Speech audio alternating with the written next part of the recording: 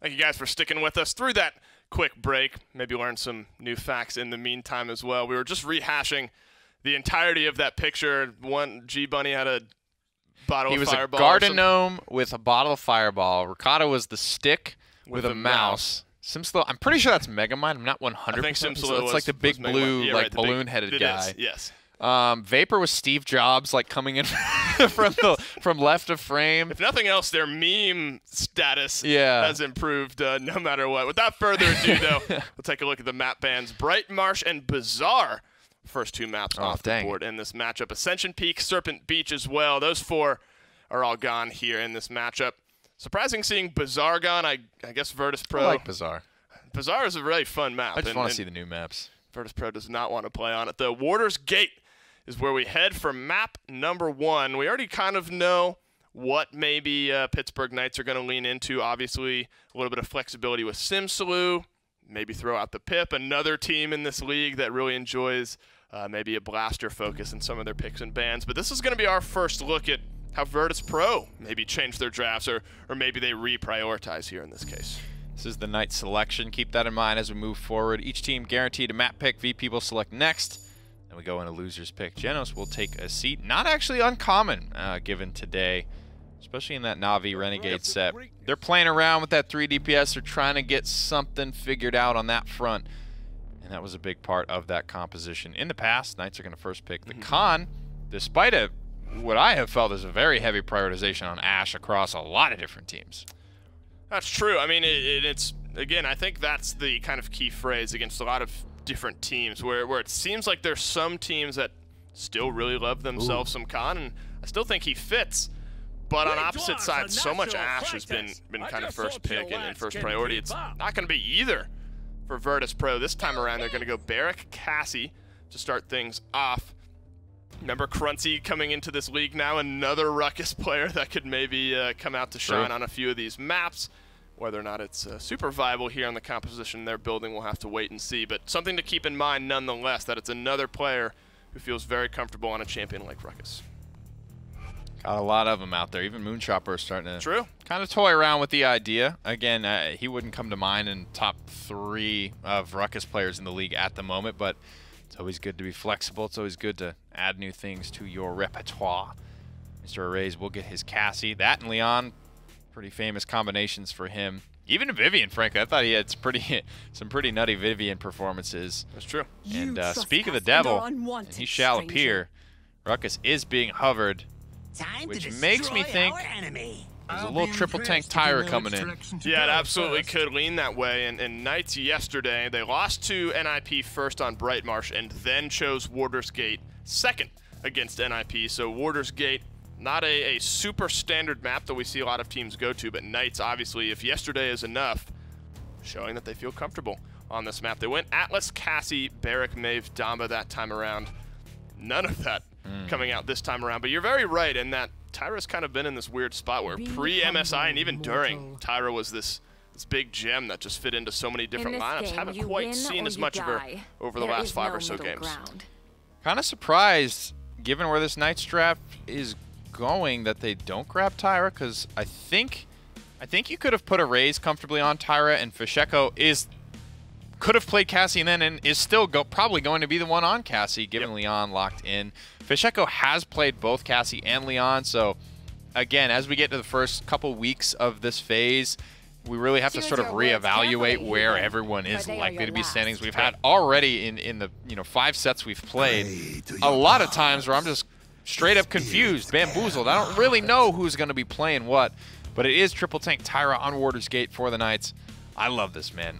Give me all kinds of style. Double tanks, triple DPS, triple tank. A lot of fun. Well, when you pick a Tyra, death by 1,000 cuts becomes death by 750 cuts if you're Ruckus on that side. So that's at least a little bit of a net increase there. It's certainly a map, certainly a composition that works for them over on the Knights. Eevee could be looking at triple frontline with Tyra. Maybe up against a triple DPS with Eevee as kind of that final anchor. Fisheko, needless to say, in the conversation for best in the world. He's obviously communicating. He's probably pushing very heavily for this Eevee. He wants to play the Eevee maybe over the Cassie. We'll have to see which way it plays out, but already seeing draft differences. Triple DPS has been Navi's kind of bread and butter over the last 2 games, but it's kind of starting to come to the forefront. We've probably seen equal amounts triple DPS, triple tank as we have the standard compositions this week. So, I mean, yeah, for sure. Cassie, Leon are your, like, flexible DPS. I don't know. I would assume K Cruncy. Typically, the point front line stays on the front line when you're doing the thing. Lazy does it. Dosips is probably likely to do it. Dosips has a mean Cassie. Let me tell you, back in the day, mastery level capped at 25. You couldn't buy those mastery levels. It took you like days and days of playtime, and Dosips got there, so we'll see what happens with VP. We'll have to see how it all plays out. Old teammates going up against one another here. You got Knights, you got Virtus.Pro, and you got your casters. Thank you so much, Dave and Nick, as we get into it. Kresnik, I want to ask, is it the end of 2017? Because this looks like a matchup, like, at least draft-wise, when it comes down to triple tank versus triple DPS. I mean, how are you feeling about it? I think it's really interesting. I really liked VP's initial reaction to it, getting the double backline so they can maybe keep their distance. But the Knights have a comp that's kind of had a surge, at least in some teams' practice and in matches in general. Triple tank Tyra. Damage boost, supplementing those tanks, letting them get that burst damage. VP is going to have to be on the run, basically, this whole set to not let them have any effectiveness. And they get just the right amount of aggressive tanks as well. Typically, I feel like we've seen this the most successful with, like, Atlas Khan Makoa, and then have the Inara on there as well. Ruckus is going to have, I mean, it has to be the only one you can really, truly go to keep that aggression going. You'll see him with the Rocket Barrage as well. So going aggressive, going for damage, and looking for those shots. But as was mentioned on the desk, as is important to note, Simzalu versus his former teammates, I mean, for Zarini versus his former scrim partners, all coming through. And that is going to play out. Watching arrays specifically is going to be important. But Simzy, I don't know if I've ever seen him flex onto a tank. Well, triple tank, I believe he was the flex for Penta. I mean, you don't want to take arrays off of those DPSs. Simzy already showing that he wants to take some space. Cruncy trades on the side, but Simzy finds his own. Cruncy actually walking straight in, gets himself picked off. 3 versus 3 right now. Advantage to Virtus.Pro at the moment, though. They're kiting really well. I think Knights were a little too passive to start that mid. A couple of good shots from arrays right here could end Simzalu. He's going to be stuck between a rock and a hard place. It's Eevee and it's Cassie. They're going to be ready to get around that shield, try to burn him down, but zoning him out will do just as well as they dance around it. 39% here for Virtus.Pro on the point as they've been able to take back control, and it's going to be a little bit harder. One of the things about triple tank is that they're a little bit better at staying than they are at getting back on the point. Yeah, at least you can shove every single lane with the triple tank, but if the triple DPS is set up, that's what they want. That's their strength. It's hard for them to get back into. Ricotta finding a raise on the side. Cruncy taking an elevator straight up, trying to find G-Bunny.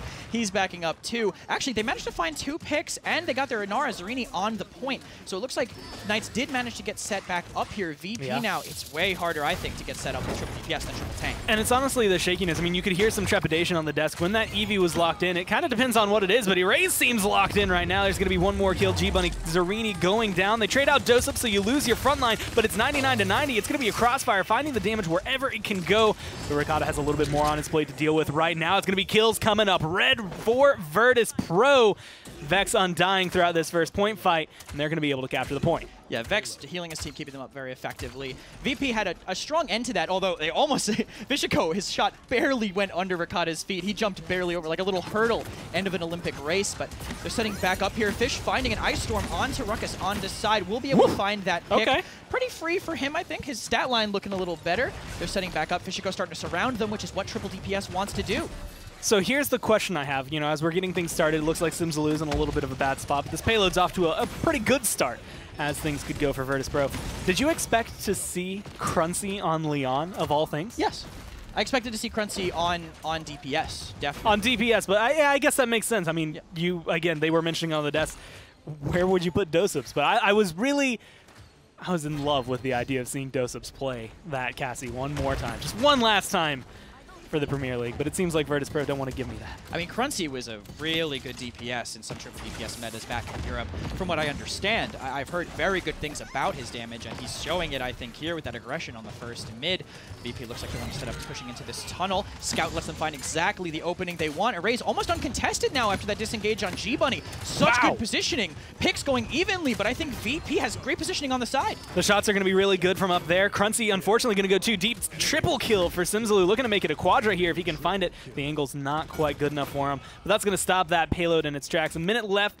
You're going to see about 15, 20 seconds of that burn just regrouping here for Virtus.Pro.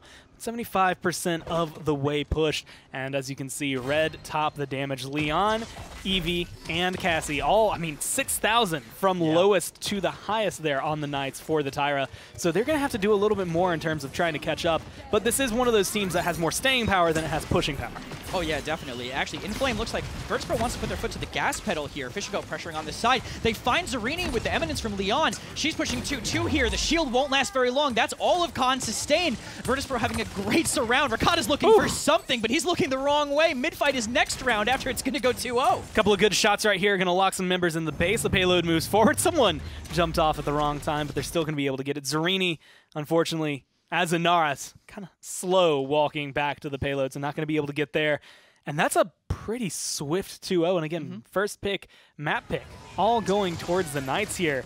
So Virtus.Pro coming out as strong as they can. Again, this is a team in the Knights that just took NIP to 7 games yesterday. That is a very important thing to keep in mind as Virtus.Pro are doing this. Yeah, actually, about this fight, I wanted to mention this. Traded triple kills from both Penta members. They're giving their impact on the PPL, you know. No, they've been here a very short amount of time, but already having a really strong impact. Looking at these mids, looking at these stats, I mean, G-Bunny has to show up a little bit more. I mean, he's below damage of the Furia. Vex is out-damaging him currently, and Ruckus used to be the key for triple tank because he was such a strong damage presence, and if you don't have that, your triple tank is going to kind of falter. Well, Simsalou going in up a little aggressive on the side, looking for a good flank to try and get in. That's going to be a good overpower onto Dosebs. That should be a guaranteed kill right off the map. Going to dunk him into the water, and that's going to open up this point. But you lose Zarini in return now with Pacheco, with Vex. Everyone kind of jumping around, getting their kills, getting their damage. It's kind of up in the air, but the frontline advantage does go the way of the Knights. It's just where this aggression goes. A nice stun coming down, a double stun there for the Furia, but it's not going to be enough to be able to secure the kill. Simsalou right now still standing. Yeah, the Dread Serpent tried to peel, but all it did was buy a little bit of time. Fishico surrounding them very, very well, finding Simsalou too. Gruncy getting a little bit forward on the Crystal, maybe more than he wanted to. Bunny trying to wrap on the side, finds a race. Wow. Stuns traded out on both sides too, but Fishico still poking, still finding these kills. 3 versus 3 right now with the spawns. Hexafire on the point. All it does is force them out as Fishico trades with Rakata. A lot of action still going on at the front. It's going to be Dosebs dancing and kind of facing off here with G-Bunny. He's going to be able to back off. The Inflame did just wear away, so he's not going to have anywhere near the mobility that I think he was used to. He's still going to be dancing on the point. 46-27. This is coming around the 50% mark for the Knights. And again, they have the control advantage, but they lose G-Bunny, they lose Cuss, and they only trade out Cruncy to be able to get there. You're trying to do whatever you can in terms of control, but you need to get rid of Zarini, and they cut off the healing. Yeah, great play there. I mean, Cruncy, again, I mentioned, fantastic DPS. Oh, they why, hello there. They knew where Simsalou was. I think his hand might have gone through the wall. Do you think is that how the models work when they taunt? Not really sure. Scout going out to make sure that nobody on Knights are going to be able to touch the point. It's going to go VP's way. I mean, they're up 3-0 right now. I've heard some whispers about how they were going to look this season after these changes, and they're starting to look like they're really true. I mean, being able to start up 3-0 in your debut set right now is pretty good, and they're keeping it clean. I mean, it's just kills galore right now. You do get that trade out for Pacheco, but, I mean, at what cost, right? Rakata finally able to get one, but it's not buying him much. 5-7 right now for the mainstay carry here, and he is not topping off the damage. Again, now only 3,000 behind the next highest. The next highest but then is the you tank. have to look at the 14,000 difference between, the tank, Doseups, and the rest of the team here for Virtus.Pro. Yeah, oh, Dread Serpent actually coming in, trying to get some people on the cart. The Barrack Shield comes up quickly. It looks like he has enough resilience to get through that. Ice Storm to try to pinch the back line. It does exactly that. Not a single kill so far for the Knights. 3 tanks dive in. You think that much health could trade for 1, but VP just had perfect focus fire there. And that was the Knights engaging. Like, that was Virtus.Pro having to be reactionary and reacting pretty much perfectly to what they needed to do. 75% on the push. 1:20 still left on the clock, and they're holding the same angles they had last time. Murray's standing up on the high ground. He's finding some good shots, and this Cassie's going to be deadly, but someone's got to start stopping this at some point, or else Dosebs is just going to roll it in.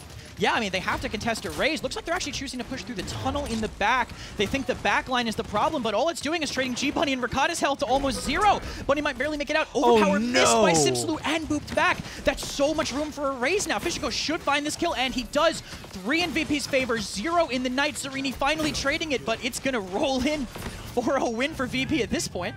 A double kill for Pacheco right at the very end. They didn't need much else, and a little bit of a late slither there for Cuss. And that's a 4-0. I mean, that was very, very swift from Virtus.Pro, looking incredible, and again, on the Knights map pick. And so again, if you want to step forward and you want to showcase a good way to look for your first out of Split 2 after making some pretty, I want to say, iffy changes, like Pule Ule, people have discussed, like, yes, that made sense, but you had to kind of justify a raise versus Hecate. I think that game does it. Yeah, one thing is, I know it kind of changed the language barrier too, because Hecate, Pule, to non-native speakers, now they have everybody speaking English like very, very fluently, calmly, and their reaction and synergy just looked fantastic that game. Yeah. Well, it's going to be good for them. Again, a 4-0 there for Virtus.Pro. Let's go ahead and get towards the post-game stats, but before that, we're going to take a quick break.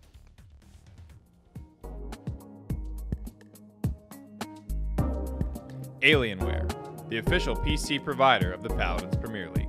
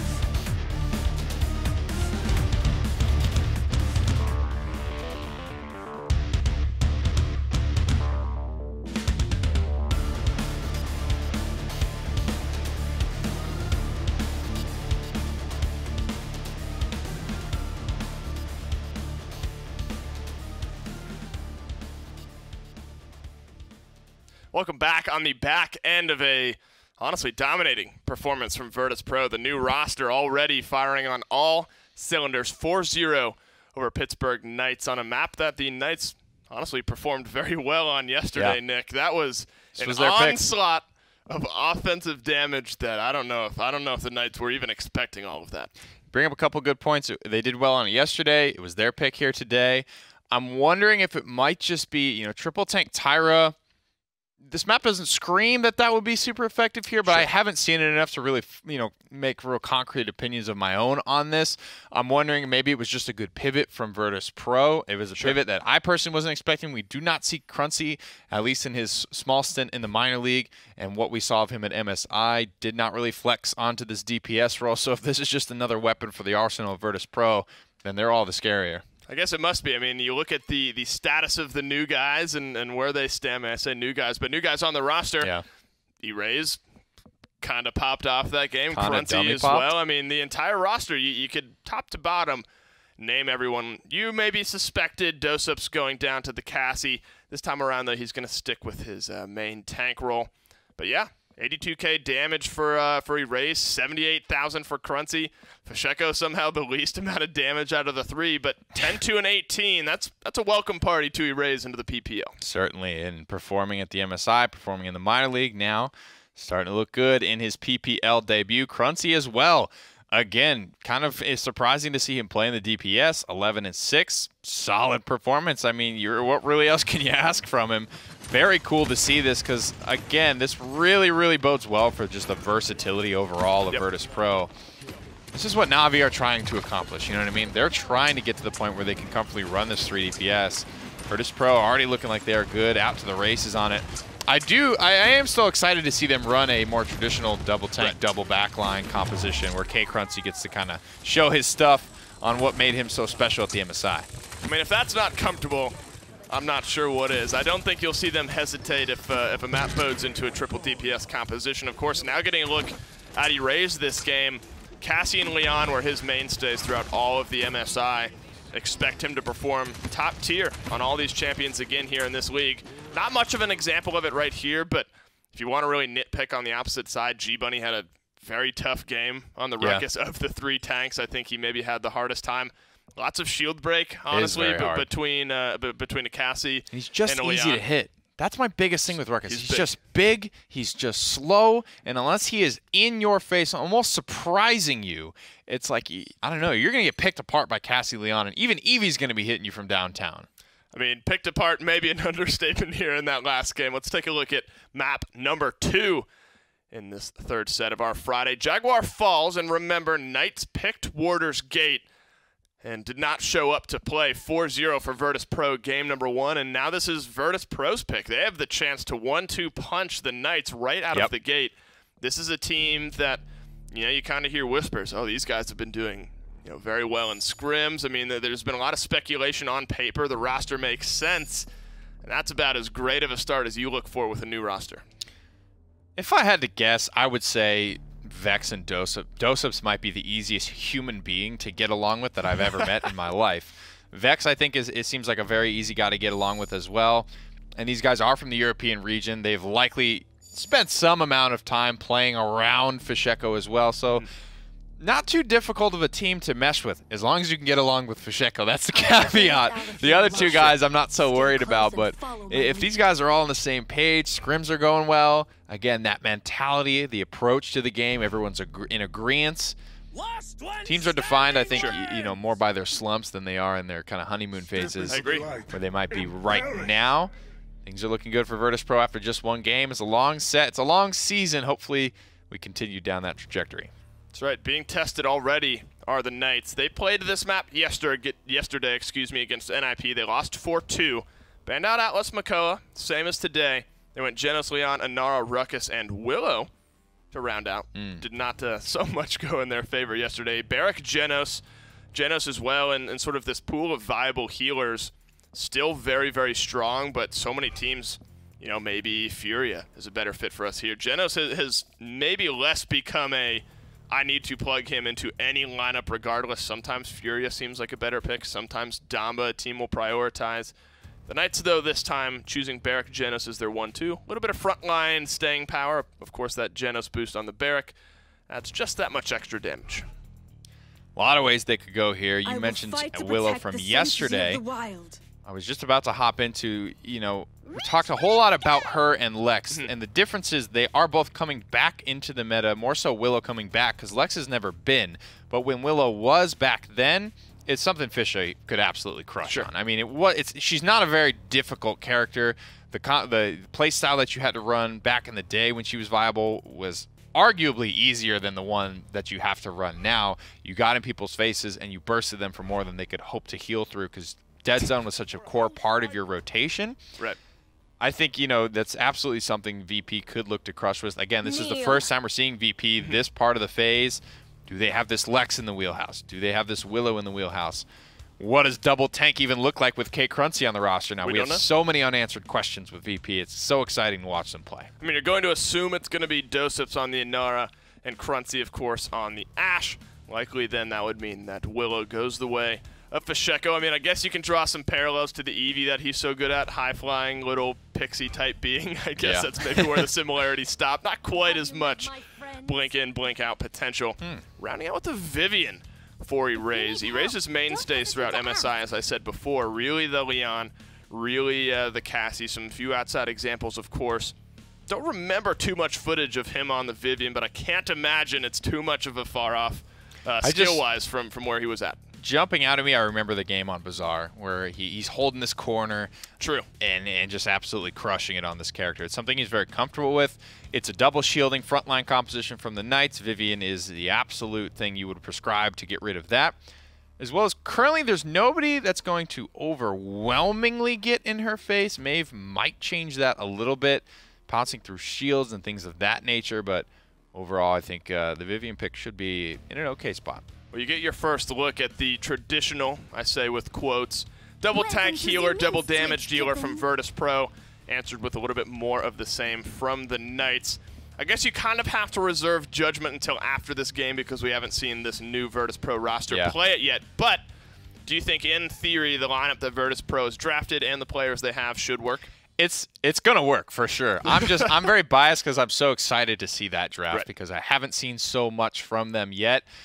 Biased answer, I'm excited for the VP, and I think they're going to win this one. Does it work as well as it did last time? It's going to be hard to match, honestly. The Knights need to find something to weather the storm. It could come in the form of Barrack, Genos, Khan.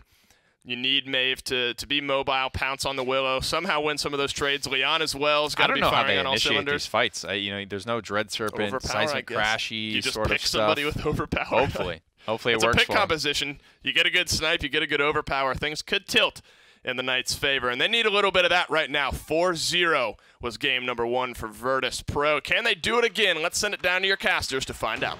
Well, the first map was a good kickoff, but I think this one is going to be much more of a temperature check overall for VP and for the Knights to see what's going to be coming through. But based on the drafts, was there anyone you're feeling a little bit more eccentric picks for Virtus.Pro here? Oh, Eccentric's not even in this game, though. No, but I think VP's draft is looking really strong. I like the counter pick they had towards the Barrett Con with the Vivian. Looking at that draft, you can really tell that that team is now majority EU.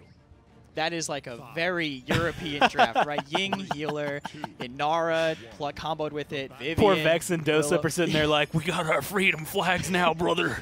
They got to make their own Brexit from this team, maybe. But the fight's going to start out here. They're setting up. Looks like on the left side for Virtus.Pro, a little bit of a rotation game, kind of how Jag tends to start these metas. Good angle right here as a raise. It's kind of where all eyes, I think, could fall on. He's been a huge portion of the victory at MSI. There were so many moments where actually between him and Simslu on the other team, they together were just monumental in terms of changing the pace of the game. So it's just to see how they fare on their own, especially now that Simsy back on something maybe a little bit more comfortable in the Maeve. Ricotta going to be able to get first blood here against Dosips. And now with Vex gone, that's going to cut off the healing. That's going to make it a lot harder for Virtus.Pro to withstand any amount of damage on this point. Yeah, really good positioning, I think, from the Knights there. They knew where Arrays was. They saw where the damage, where the drones were coming from. They line-of-sighted it, and then when Virtus.Pro got a little impatient, they pressured, they got the picks, and then that's when they went to clean up Arrays, because they know he's going to be the most important thing to stop their composition. Now rising up to 72%. Like, locking down Dosips is, well, actually kind of easy. You dismount Inara, and she kind of does the job herself. She's not hard to keep track of, but Simslu has been the one kind of being able to get that. Finally goes down right here, right after they lose Arrays on the side of Virtus.Pro. So you still got good damage. You still have good, well, you had good pressure being able to come through, but Vex and Dosips, once again, kind of getting bullied out for this point, as there seems to be almost no contest, no point tank contest, at least, from Virtus.Pro. Yeah, the positioning by Knights forced Do to, well, A, he got dismounted kind of early. Because of the early dismount, he had to use his DR early. So when he had to come in for the retouch, he got lifted, and then Willow and Leon shooting, sorry, excuse me, Maeve and Leon shooting at you, you're just going to melt almost immediately. With that pressure gone, I mean, VP's composition kind of falters. That's one of the things about their comp. It is kind of reliant on that point tank pressure to keep their guard up. And pretty much an opposite story of last time. Midnight going to be popped right now to be able to cause a little bit of distress here for Virtus.Pro. And it is going to be able to afford one kill. Overpower gets rid of Cruncy almost immediately. You trade out Cuss for it. And that honestly should slow down the Knights. But they have now totaled up 4 kills for Virtus.Pro. They came out of that point fight with just 1 on Dosips. And so now, Knights, they go back. I mean, is this really that bad for them to lose this fight? For the Knights, not really. Honestly, at this point, when your team is pushing up and trying to take positioning, that's when you're going to lose a lot. That's why you'll notice a lot of teams win mid, start moving, lose a fight at like 150, resettle. I think it's a more dominant fight if either A, they never lose, or B, they take it with still triple digits left on the clock to move again. Well, they still have a minute 20. They do lose G-Money pretty staggered out, and Virtus.Pro move a little forward. But look back there on the payload. It's moving forward. Virtus.Pro don't seem to be any the wiser. That payload is going. Killing anyone off is going to let them respawn, so it's not going to afford a full backdoor. But, I mean, the Knights play this pretty much perfectly. Look how much room Simslu just got. Yeah, but he has to get out here. But these staggered kills means this repush is going to be good, but they have to do it really fast. Simslu finding a lot of damage to get their ground, but they have to take it before Ash comes back up with assert dominance. And now just trying to hold on. Fasheko, unfortunately, has not been able to find any positioning that I think he really wants because of Simslu, who, again, back on one of his strong comfort picks. We have so many highlights from MSI of him sitting there. He's going to be able to pick up the kill onto Arrays. Now it's going to be a couple of kills. And assert dominance taken out of the air there by Zarini, finding that shot. And they're rolling this forward. Dosips has to walk right into it. But like you said, he's pretty much alone. He can get melted. Yeah, with his wall up means it's going to force them in to stop it, but, I mean, if Vex is going to potentially feed them those illusion kills, it's going to go right Knight's way, and it does. I mean, a nice 2-0 coming through, and I guess the best way to answer a 4-0 is to try to get a 4-0 of your own. The Knights are on a clear path to that, and I think, honestly, when it comes down to it, one of the biggest things we've looked at for team fights has always been, like, off-tank plus flank and what they can afford. One of the things people always said about SSG is that that's their deadliest combo, like Sadok, Freeze God. Now you've got Simsalou coming in here for the Knights, and it seems to have opened up the door. I mean, 6-1 and 3 right now, coming along with G-Bunny being aggressive this time around. Both of them hitting their stride. Do you think that's what's really opening the door? I think so. I mean, especially with that backdoor they managed to afford, right? They keep finding openings like that, you know, they're going to completely tear Virtus.Pro in half if they can keep getting that space, and space is the name of the game. Bunny, as a tank in general, has been very, very solid at finding that area, and although he struggled a little bit on the Ruckus last game, being on a power pick like Khan, I think you can see, reminds you of the kind of player that he is. Definitely kind of flexing on them both in-game and maybe out of game, depending on how this continues to go, but it's going to be comeback mechanic enabled for Virtus.Pro, and Overpower should get rid of Dosum, I just love watching Inara get flung off the edge, but the Assert Dominance lands on the point, so that means that we still have a little bit of control from Virtus.Pro, as Arrays is looking to try and pump out the damage, but nothing big until Midnight gets popped. Yeah, Midnight gets popped, kind of putting them in the corner. They don't want to get pushed. The Through Time and Space doesn't manage to find anything, but they're still finding the picks. They kind of rotated around in that room. They didn't know what to do because of that. Kills all going Knight's way. Ricotta looking to settle back here on the left, trying to find Doe, not letting him out. Simsi found it first. Seismic Crash coming in. Does stun Ricotta. If they can trade this, it'd be so good, but he can't find the kill. Nice collapse coming in from the Knights to just make sure that he is isolated, put in the corner. All of a sudden, that 46% doesn't seem quite big enough for them. They lose their main point tank. They're not going to have Inara probably back for this fight if it keeps going this way. No one is close, so that's going to be point number 3 picked up for the Knights. Jag Falls tends to be going their way. Yeah, absolutely. I mean, this is not their pick. They're winning each other's map picks, right? Yeah, trading it out. And that's good. That's a great momentum reset, too, if you just got 4-0'd, but they're going to have to close it out still. Solid positioning. Ricotta actually getting a pick onto Fishiko. I'm assuming probably got a little overzealous on the bridge. That's an easy way to get a pick. Erase finds the trade on Khan. Everyone's doing their job, but Knights are just executing a little bit better. Being able to set this up, Erase, like, this is probably the worst case scenario for the VP, right? I mean, you are trying to hold off a Knights push, and you're already kind of zoned back into your base, not just because of the damage coming out from the Leon and the range advantage, but Simsi is hitting some really long-range, hard-hitting daggers that's been kind of making you timid. This matchup finally going, I would argue, towards Arrays, and they get rid of Simsi, which might slow down some of the pressure. Yeah, it looks like it might not have been. Bunny's getting flown in. All right, it will. I was going to say G-Bunny just airdrops in. G-Bunny's like, oh, you said there's no pressure, huh? Time to just throw myself all the way in, but doesn't end up making anything. I think it was just a boop from the Ash. Things settling down a bit. Fish standing up on that bridge. Gonna have to be a little bit more careful. Eminence does a lot of long-range damage. Doesn't want to get caught out by that again when things settle down. I wanted to point out, I remember we mentioned a while ago, we say that the best EVs are the ones that hit those long-range shots consistently. Yeah. I think Maeve's almost the same way. We're talking about the lethality on these daggers. The best Maeves are the ones who are hitting it while in complete safety. Well, now, you don't need complete safety if you got Midnight. It's going to be your safety net for you, but you have to be able to find something big chunking damage onto Crunchy. What was that, 520 a dagger? Going to be able to find 1 kill, help find the 2nd kill, and now it's a 3v5. A couple of low health bars on the Knights, but you're not looking at the real threat. There's a shark in the water, and his name is Simsalou. Yeah, Dosup's having to give up a lot of ground in the left. Knights are basically going to get it around this corner almost for free. They just want 5. That's the smart play. They have a lot of ultimates up, and a lot are going to have to get popped out here too. Seismic Crash starting out. Oh, there's no... Okay, he gets back. He has 9 lives, but what? That was almost so absurd. What a play. Through Time and Space misses too, but all the kills are going towards the Knights. I mean, just being able to bounce literally off of the death, the triple kill right now, it's going to have to end right there as Simsalou coming back from off the map. Seismic crashed down almost into the water, but he gets back up there, finds a triple kill right after, and the team rolls it in. Again, you answer a 4-0 for a 4-0.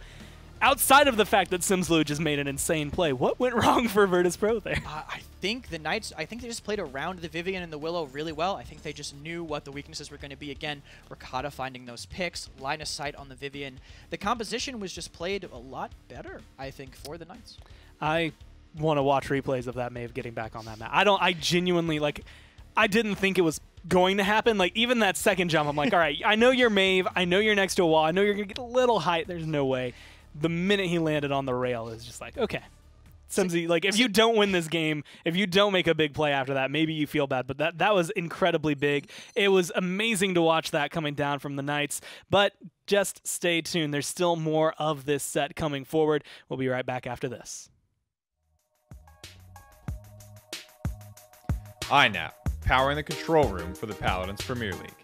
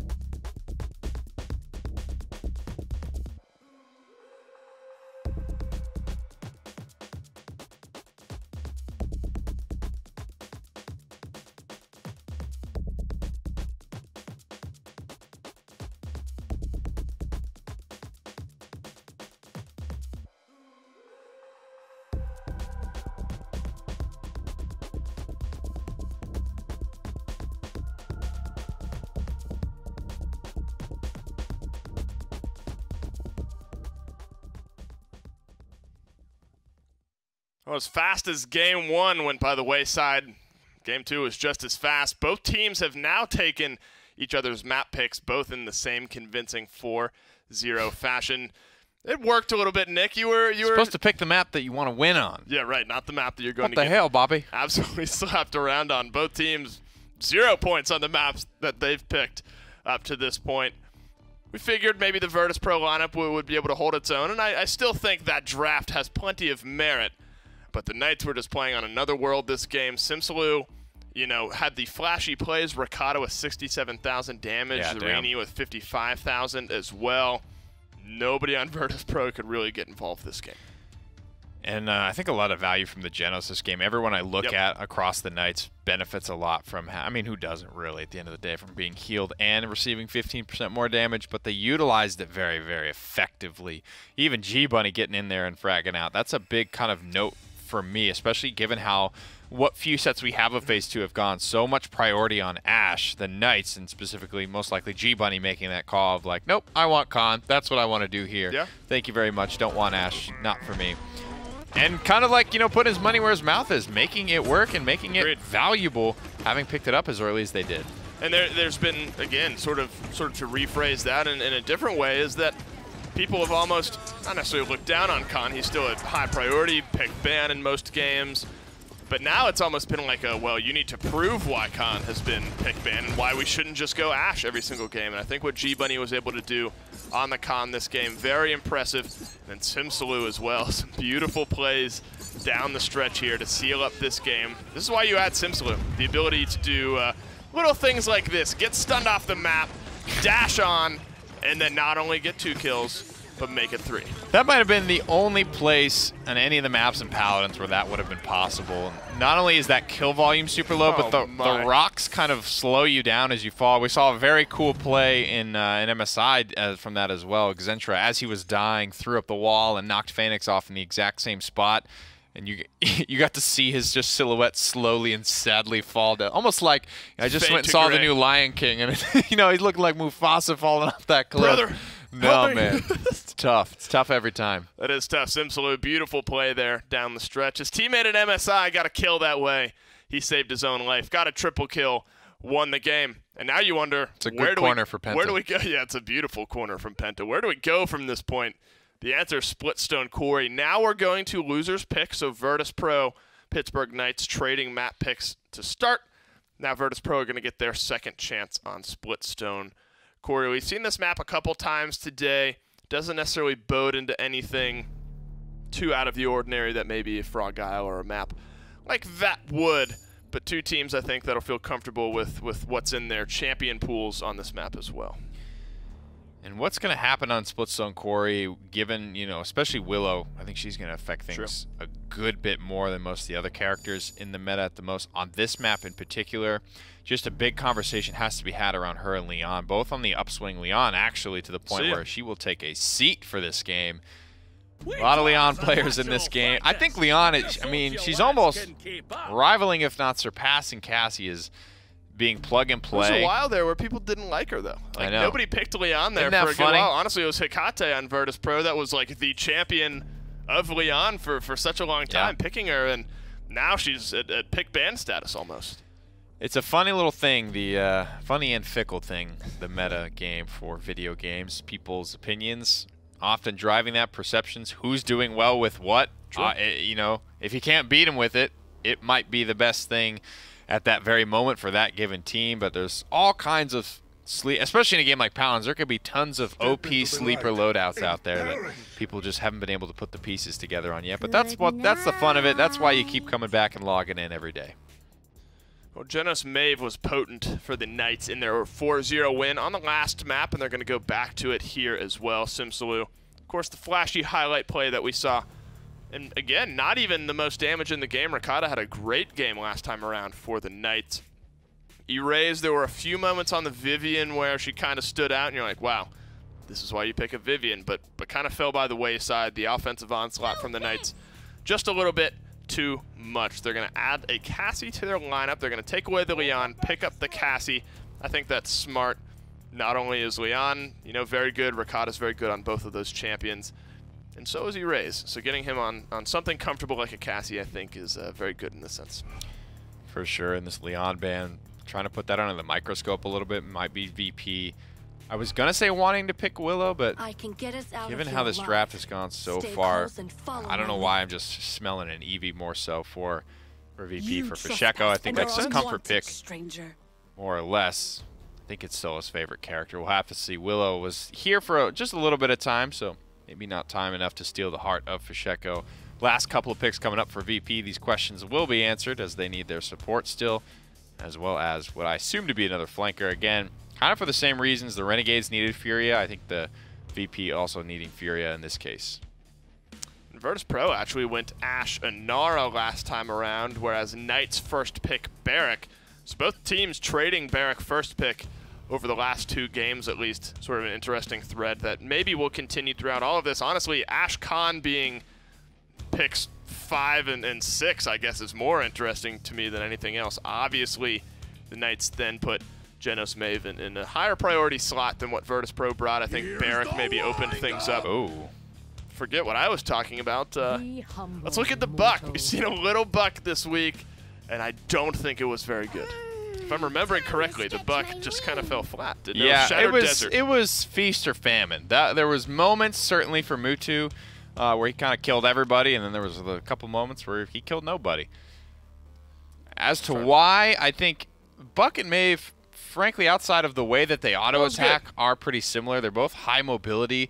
They have sustain built into their kit, as well as some damage reduction. You wouldn't think it looking at Maeve. It makes sense for Buck, maybe not as much sense for Maeve, but that's kind of the way things are. Maeve is more centric around those loaded cards, relying on that for a lot of her sustain. She doesn't have quite as much upfront healing. I will say there's not a meta talent for Buck. You know, you could go for the instant, you could go for the bulk up. We'll just have to see. I think it's going to come down to personal preference. Well, the way the talents go is something we're going to have to keep our eyes on. We're split up here, 1-1, both teams. Who takes the lead? We're going to have to send it down to Shattered Desert to find out. His name is Buck, and he likes to party as it comes through. This is an interesting map for him, I think, overall, to be able to kind of jump around on. It's one of those things, you know, I've mentioned with Buck, you typically would see him on maps where maybe, you know, Eevee and Maeve are going to be better, but do you think he's going to work out here? I think so. What is he running here? I'm assuming it's going to be bulk up. I do think it's the more consistent legendary. One thing about him is, it depends on how much leg day he's running too, because he can't really make it across. He can't really make it up some of the gaps. Looks like 1 actually, so he won't have quite as much vertical mobility as you might think. He's going to be more horizontal. Yeah. Maybe just harassing from the sides to make a space. Now, do you think he's going to be, I guess over here, lava side is typically where the fight starts out between the flanks, but between him and Maeve, is it enough for him to be able to win that matchup, especially right now since he's in a 2v1? I mean, bulk up got nerfed pretty decently. He doesn't have the same damage reduction. He's already zoned out. The way he's playing makes it look like he just wants to buy time. That's probably why he's there alone. But it looks like VP isn't doing anything on the other side. They have some cap time, but I don't know if the space he bought was enough. Bunny here on the high ground spamming down at them. Good positioning for the Ashe. I'm just so scared anytime I see someone like when Ashe, if you're between Ashe and a drill, you should be quaking in your boots. It is one of the most dangerous positions in Paladins. Yeah, I mean, if he could throw his kinetic burst, I would have been much more scared. Otherwise, he would have been ramming right into him. But looks like VP actually, Knights did manage to retake that. This pressure was pretty solid. Bunny had good positioning up top. Fayflight coming in above. Can he find Fury on the side there? I mean, he's looking for a good zone, and if anything, he's forcing everyone to play undercover. And they got a second kill onto that Buck during that entire transition. That 15% was grabbed during the very first initial engagement. Virtus.Pro don't seem to have touched the point since then. It's 87 and climbing here for the Knights as Arraze is just trying to find his way back in, and Ricotta's running rampant. Yeah, he can't do anything to stop the Maeve. Maeve is such an amazing dueler. I think she wins most of the 1v1 matchups. You can say that Eevee might be a little more like 1-to-1, 50-50, but I think Maeve is really dominant in all of those, and you can see Arraze really unable to do too much. He bought time, but that's still all he's done. And it was actually glorious because, like you said, in that moment where it's like, I've got 2 pairs of eyes looking at me. Like, if you can't afford a kill, being able to be a distraction factor like that is huge, but like you had pointed out almost immediately after, they didn't do anything with it. I mean, there's 1 kill here for Virtus.Pro. Yes, you have Fasheko being able to get top damage for his team, but again, falling pretty far behind the Knights. for how strong that first map is, this is almost unbelievable. Yeah, the Knights already just used 2 tank ults too. Assert Dominance did find a kill on the side. Seismic Crash didn't confirm anything, but it did push them back. Fishiko being found on the side too. Simsalute trades his life, and Cuss gets forced back, but it looks like he'll be all right if his team can save him. I mean, it looks like they're going to be saving him just fine. He's in a house. He's got some 4 walls beside him. And Arrays, I think, who was hunting him down, gets taken care of just in time to make sure that he's going to come through. Ricotta not going to get the same treatment, but it doesn't matter because all you need is that Inara moving forward. They're going to have to back off now as the respawns come through for Virtus.Pro. But I mean, that's what, 85, 90% of the payload push? There's a minute and a half left here for Split Zone Core. Yeah, they got a lot out of the way. Plus, they're already 50% on their Assert Dominance again. That's a really impactful ultimate. Looks like Bunny might be able to get out too. Ooh, a little bit off to the side. Doe finds him in the middle. But still, they're charging their ultimates. They have enough time to make another go at this if they want to. And they have pretty good positioning once Bunny manages to get back from respawn. And I think it's the best kind of position as well because, like you said, if they want to, they don't have to get aggressive. They don't have to push this until they truly feel like they are capable of. With 56 seconds, you could probably get aggressive right now, especially with a Midnight, to get back onto the payload, find maybe just one pick, and reopen this push for you. But it's going to come down to this little matchup. Dozub's dropping the Dome Shield just to be able to buy some space and time. I love the pressure from Knights there, the reaction time they had. They got a pick on Vex, and immediately they mid-knighted. There was not a second and a half between that. They were ready to go. VP did manage to stem the tide. Simpsy coming back here to catch a raise in the back. What can the Knights do in the front? Looks like not too much. They had to disengage. They might lose Bunny here, but Battering Ram saves him, gets him out. Just being able to stay alive in those engagements, not having to worry about the cooldown, just get some heals, and you walk right back into it. It's going to be letting that reset burn that timer a little bit, but they will be here for overtime. They're already in position to be able to hold it, and if you can just hit a couple more daggers like that, Ricotta will absolutely set the threshold. Fisheko's going to go down. It's a 4v5 starting off the push. Yeah, they managed to trade 4 versus 4 now. Ash actually getting 2 zoned out on the side. No one's really able to fight the cart. If they can keep this zone, this is really good for them. Looks like Doe does manage to get on through the mine side. Array's trying to find the backline through time and space point blank. That was just, that would have been BM if that hit. Thankfully for them, it did not. VP still resetting, settling things here. Lots of damage going in both ways, but no kills found yet. Till now. Cruncy just trying to do anything and everything in his power to slow this down and stop it from happening. Dosub trades out with Zarini, so you do still have tank for tank, but it's going to be G-Bunny still alive, knocking him around, knocking some skulls up in the air, but it's not going to be enough. He is pretty much isolated, alone, and with this many people surrounding you, there's almost no way you walk out alive. So Virtus.Pro finding themselves a defense, keeping the game rolling, and finally giving us, I think, what we wanted to see. It was a 4-0-4-0. Now we get a 1-1. So they're still even, right? If we're like plus minus in the scores, it's still a 0-0 set. 5 points to 5 points at the end of the day. Exactly. I actually liked how they were playing the Buck there in the last push. The way they were kind of running him is just like a displacement, just something to kind of shake up the back line. He would basically just respawn, jump behind them, and go, look at me, and then they couldn't pay attention to the point tank as much, letting them kind of get some point pressure. Or you just, what's... I like to imagine Buck wearing something very, like, shiny when he does that, like, just screaming, look at me behind him. But like, I guess the question I really have, you know, it's sitting 3-6-4, is that a kind of strategy, like, can that actually get you a win, or does he have to start turning up and getting some kills in the backline as well? He has to, yeah. I think he has to at least start trading. Late game, it'll be a little easier because the cauterize means his shotgun damage will stick. Yeah. And it's also more on his team because they really have to make do with the space he makes.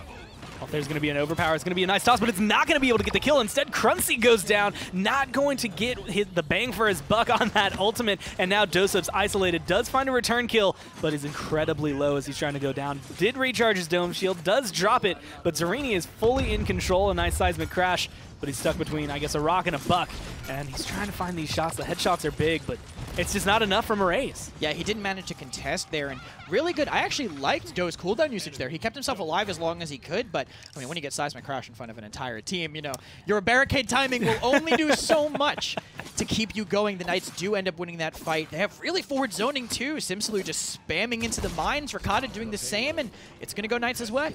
That's going to be 2 points in a row, and this is actually the point where, you know, economy does matter. You're getting credits every time you capture that, and so items start leaning one way, but that's going to be a Midnight. That's going to be aggression. Ricotta goes in. That's going to be one kill. Simsy helps pick up the other, and now Vex is actually the next one to be targeted, the next one to be killed. Arrays, I mean, he's in the back line. He's doing technically what his job is supposed to be, but he's getting taken down in the process. Cruncy finding really the only saving grace. Oh, he bulked up in the dead zone.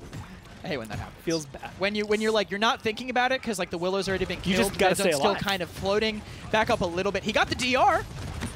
that's something, but still unable to keep himself alive. The push did stall out, though. VP did at least succeed there. Ricotta finds K-Crunchy in the top next to Maeve's DR and damage boost, but he might not be able to find anything else because Erase finds him. I honestly think it's just not knowing what to do. Buck was not built to take 10, 40 damage to the face from a Maeve. It's not exactly working the way he wants. 2,600 health is a lot, but when you're taking about a half of that just from 2 daggers, not to mention the follow-up from the Willow, you're all of a sudden in a little bit more of a dangerous position. But luckily he's doing his job at this point, which is just screaming, look at me, having 2 pairs of eyes look at him, dump their damage into him. He might be 5 and 9, but it's allowing the rest of the team to kind of keep this payload at bay. Yeah, the thing is, though, he is doing his job, I think, but only really on the defenses. The mids, it's not quite as effective because it's more streamlined once it comes to the push. So once he gets into the back, it's like a very defined back line. True. But on the mids, again, his team just failing to find what the space that they need to make that room. I'd also argue that there's no true backline with the way Knights are playing right now. That's at least around the mid fights, because Simsalu's just like, cool, I'm gonna get in their face with Ricotta and see what happens. And as so far, it's been working out, but it's going to kind of keep, I want to say maybe measure out as the game goes on if they can keep stalling it out right here. This is actually really good. A nice pickup there from Simsalu to get rid of Crunchy. But you lose Zarini and Erase, which admittedly I think is a lot of your pushing powder and kind of spearhead to keep you going. Yeah, I think so. The Fake Flight being used there is kind of unfortunate because I think that's a really powerful ultimate for the mid. It does charge pretty fast, so I think they'll be relying on that. Bunny coming in to try to catch Erase here. Bulk Up has a pretty low cooldown. Not sure if he can punish him in time. Looks like he might just disengage. VP settling in for maybe a solid defense here. Yeah, I mean, one more kill right here, and they're going to be able to lock down and isolate G-Bunny. Zarini has pretty much no support, no backup right now. That should bury it, and that is going to. It's going to be 2-2, but again, the items I think are really like the big story to look at. Oh, yeah. Virtus.Pro keeping themselves in this, keeping it even's probably big, but Knights are going to come into this feeling maybe a little better just because Cauterize a little bit stronger. Their Wreckers, if they have any, which they probably won't be running too many of, they're going to have more, but any items they want, just a tier ahead. Yeah, no, you're definitely right about that. It's something people kind of overlook, and I even overlook sometimes myself. Winning mids gets you that 300 bonus credits. It does change things a lot. Luckily for VP, they have been winning a lot of these engagements on the defense. Otherwise, it would be 4-0 right now. But it does help them keep up a bit. Knights definitely have a distinct advantage. Yeah. I was laughing about this. I didn't want to interrupt you, but I saw a Raze shooting Simsalu while he was Fae Flighting for like 90 damage. Just chipping up. I understand that he is caught, but like, that's very enthusiastic. I mean, he's really going for it at that point. I'm going for it, Ma. Just let me do it. It's not working out so far. This Buck just has not landed where he's trying to go. Vex going to hit the in-flame, but a couple of good daggers going to be able to make him hit 0 before he even lands. It's going to be a kill onto the support, kill onto the front line, but a straight 2 for 2. Make that 3-4 for 2 as of right now. Virtus.Pro hitting the gas pedal, and they're doing it exactly the way they need to. One more shot. It's not going to work. Assert Dominance bonks his head, and G-Bunny, he's at least going to stay in it for now. Yeah, wow, what a great Assert Dominance. Head bouncing off the awning. That's what you want to do every time. Bunny's dash doesn't go far enough away, but his shield is off cooldown, thankfully for him. Zarini getting some point cap here too. Things are kind of settling down, evening out. Fish is hoping to find this pick onto Zarini right now. 45-30. It's going to be better for the Knights. They don't exactly have the control. There's going to be that Fae Flight recharged and ready. Simsalu's fighting under the bleachers, so he doesn't have too much to go up to, but he's going to be able to play at an angle that you're not used to looking and getting a lot of splash damage between Crunchy and Erase, kind of forcing them to play safe, and there's no way to get back onto it. You lose Crunchy, you lose Fisheko, you're about to lose Dosips. This is all control for the Knights. Yeah, guys, Willow's still pretty good. Willow's very good. If you guys did not read the patch notes, she's very playable. Oh, almost missing there. Also, Flutter there, really quick. Looking down, you kind of can go forward with it, so the added boost from the Flutter that they added in the Sun and Moon patch is very additive, lets you go very far. He was able to follow up on a kill onto Vex there. And you can even use your Fae Flight indoors like he did. The mobility you have now lets you dodge. Previously, if you did that, that's just a death sentence. You're just hanging yourself like a pinata from the ceiling at that point.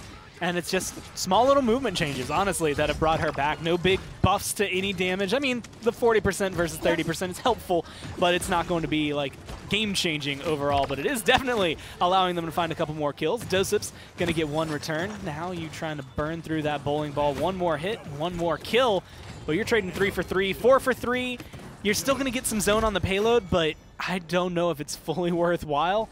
Definitely going to be good for the Knights, though. Oh, yeah, and their ult economy is looking really solid, too. Overpower, 60%, not too far away, but in the face of all these ultimates, I'm not sure if it's going to matter. Cruncy getting picked off. The Luminary Blast Flower is so strong. Simsaloo is going to spam them out, pressure them back, and set up for this attack. I just love watching him where it's just like you think he should fall off because of the balcony ending. But Fae Flight lets him have more balcony, essentially. He's going to do whatever he wants, and it keeps him in control. Now gives him the high ground away from Virtus.Pro. They're looking to walk this in. Midnight's going to get popped. They're looking for the damage. Array's already half health, forced back into the base. It's going to be strong, but Zerini, the message is around him. Where is he going to be standing? A good stun, a kill onto Ricotta. It's going to be slowing down a little bit, but not enough. Simsy's still going. Oh, Simsaloo thought he had the Flutter a little earlier. Actually managed to get caught out there because of it. Zerini trading out without the damage to back him up. Cuskcutie running away, just getting staggered. Fishiko, he's still very good. As it turns out, chasing on the Cassie, something that we only see him on a couple times. Gets a triple, gets traded out by Ricotta. Things are settling down, but the Knights still have enough time to go again. He was looking for a fourth there. He wanted it, and that's the only reason I think he goes that far. He wants to be the one on the replay. So much space.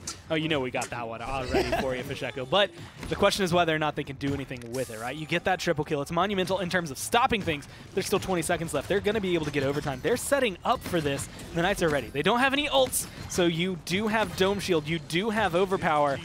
The question is going to come down to how much can you slow it down. Simsy at half health is going to be a great starting point. Ricotta as pick might be an even better starter point, finding that onto the side. Simsaloo, though, getting sandwiched between two different off-tanks, but the pressure from the Ashe, it distracts him. He can't follow it up. Ricotta ending up with 2 overall. Fae Flight coming in. I think they want to convert this. He's hiding in the mines, but infinite ammo means he can put on so much damage here. I mean, they're trying to do whatever they can. There's going to be the overpower, but Dosub's Cruncy goes down. Knights are looking to walk this one forward. There's no one to stop it, and they're going to be able to find themselves a 4-2 here and keep on rolling, put themselves up 2-1, and show us more of this reformed new Knight squad.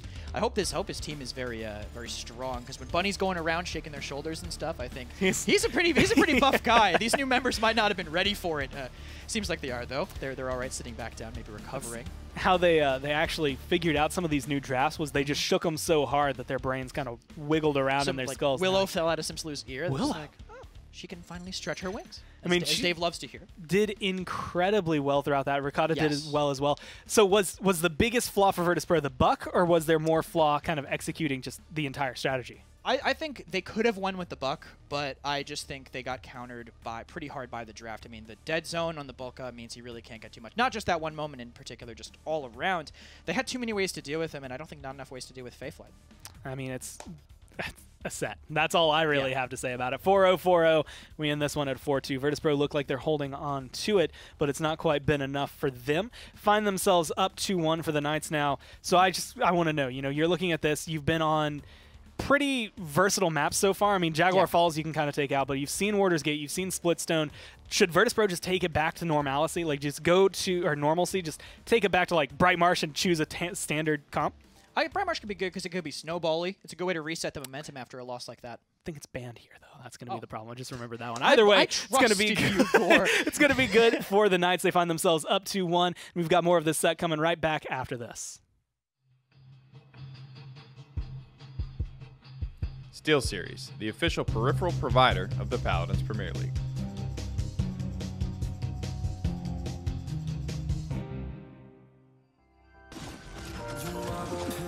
Swallow it, take me away to Neverland, where colors fade my disbelief and make me forget my memory.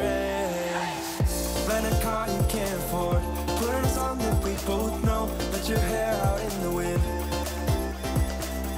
put the pedal to the floor, flame your light, take a smoke, put your broken rip off, wafers on, doesn't matter if the sun goes down. We'll still be up, don't care about the place we found. We'll still be up, we're in this together, we both fall down. Doesn't matter if the sun goes up, cause we will still be high when the lights out.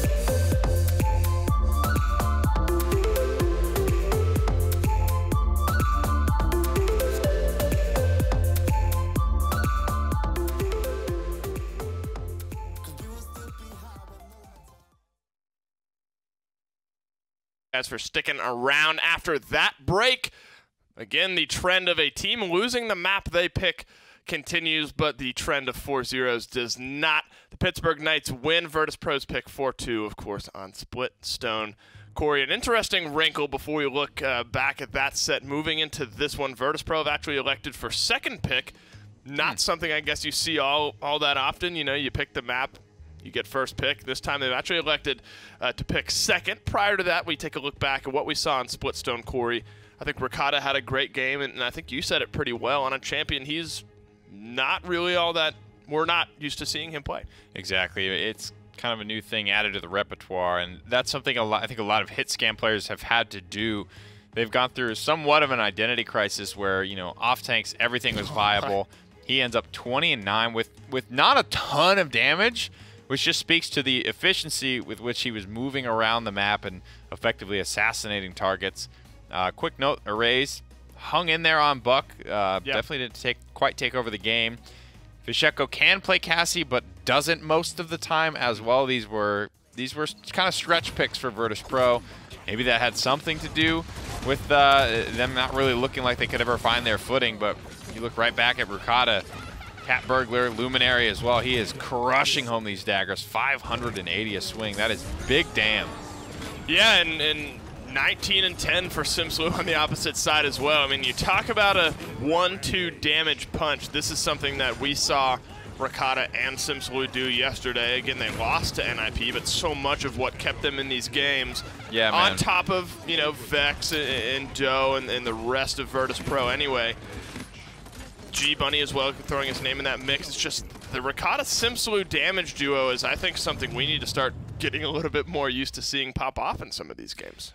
It's kind of like, thinking back to that Leon ban, I'm still puzzled by it. Why was this banned out? Normally, when you ban a Leon, it's because you want something that she counters, which is frankly a decent amount of stuff. Anything that's going to be kind of airborne, fast-moving. Leon is just incredibly consistent and bursty and can blow that up and doesn't require too much brain power to be able to do so.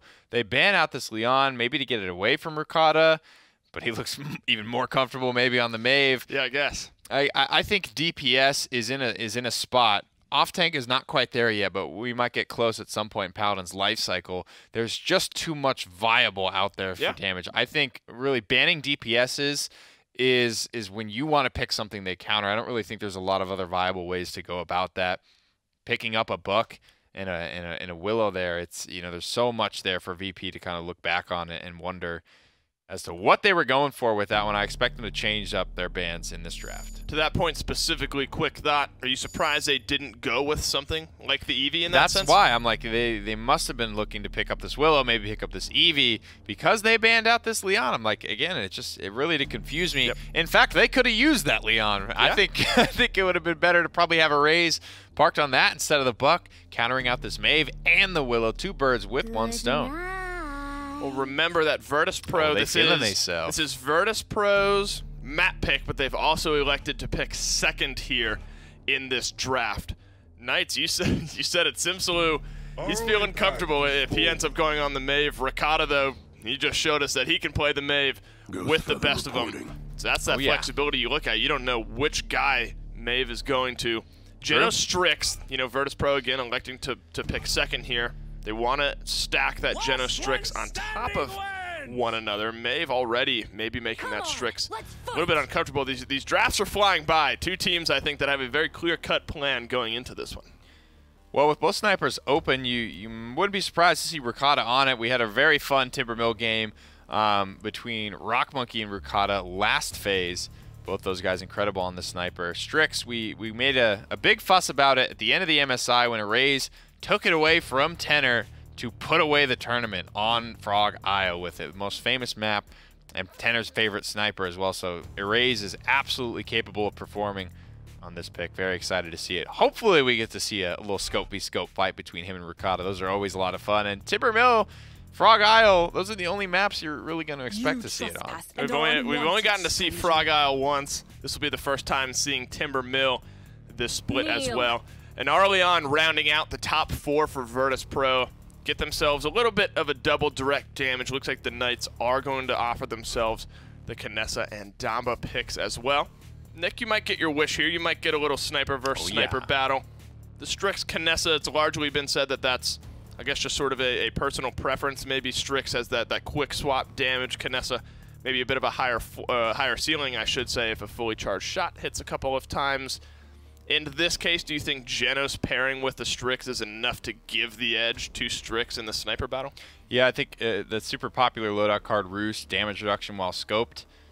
I don't know if he was the first to do it, but shout-outs to MetaPusher. He was the first one to bring that loadout to my attention, like way back in the day when I used to stream and I was playing some Strix. He recommended it to me, and it's kind of stuck. It's been around, and there was so much variety in Strix loadouts early on. You could, you know, swap speed, flare size. There's so much you can go for with Strix.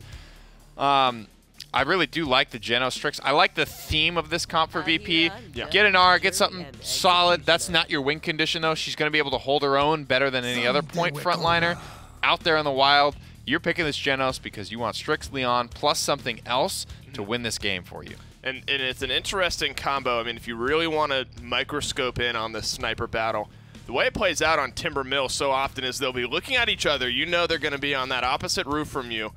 And then whoever finds the plug shot forces the other back into hiding for a few seconds and then frees up the winner of that engagement to free fire down on the battlefield for a little bit.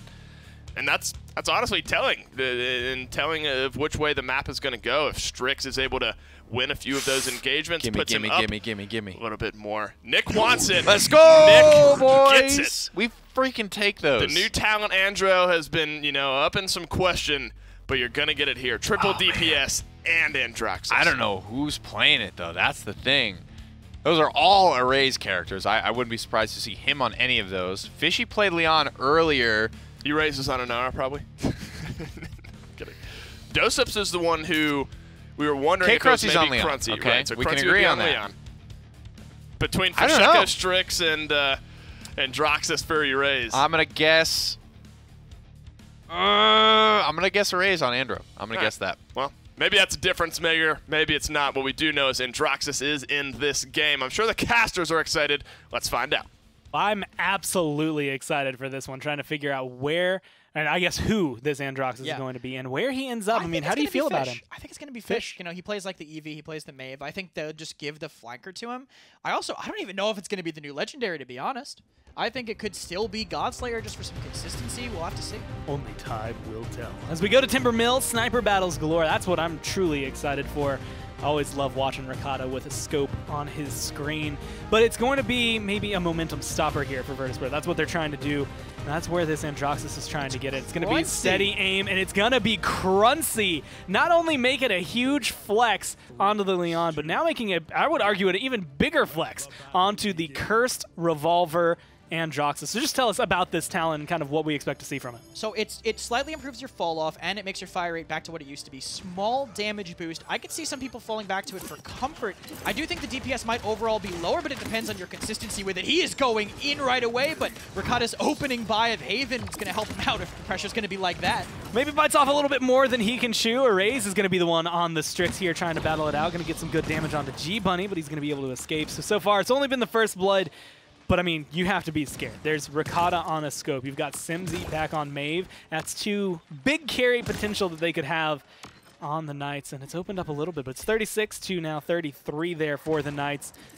So far, not seeing much out of the Androxus, I think, as we anticipated. I think it's going to slow down a little bit after that first engagement. Yeah, I actually don't know if I like VP's comp into theirs. Their comp isn't enough to stay alive long, and their Strix, I think, wants to find those picks. If Knights play careful, like, they're just going to find their opening. They're going to get those picks, and Nara won't be able to last long enough, and Knights are clearly looking strong in this fight. They do trade out for Simcy, but they're the ones with the point control right now. The double tank, I think, showing its strength right now. Going to be able to find the shot right there. A couple more shots into Dosups is going to be able to lower his health. He's rocking the nice water gun sniper here for Kinessa from the new Battle Pass.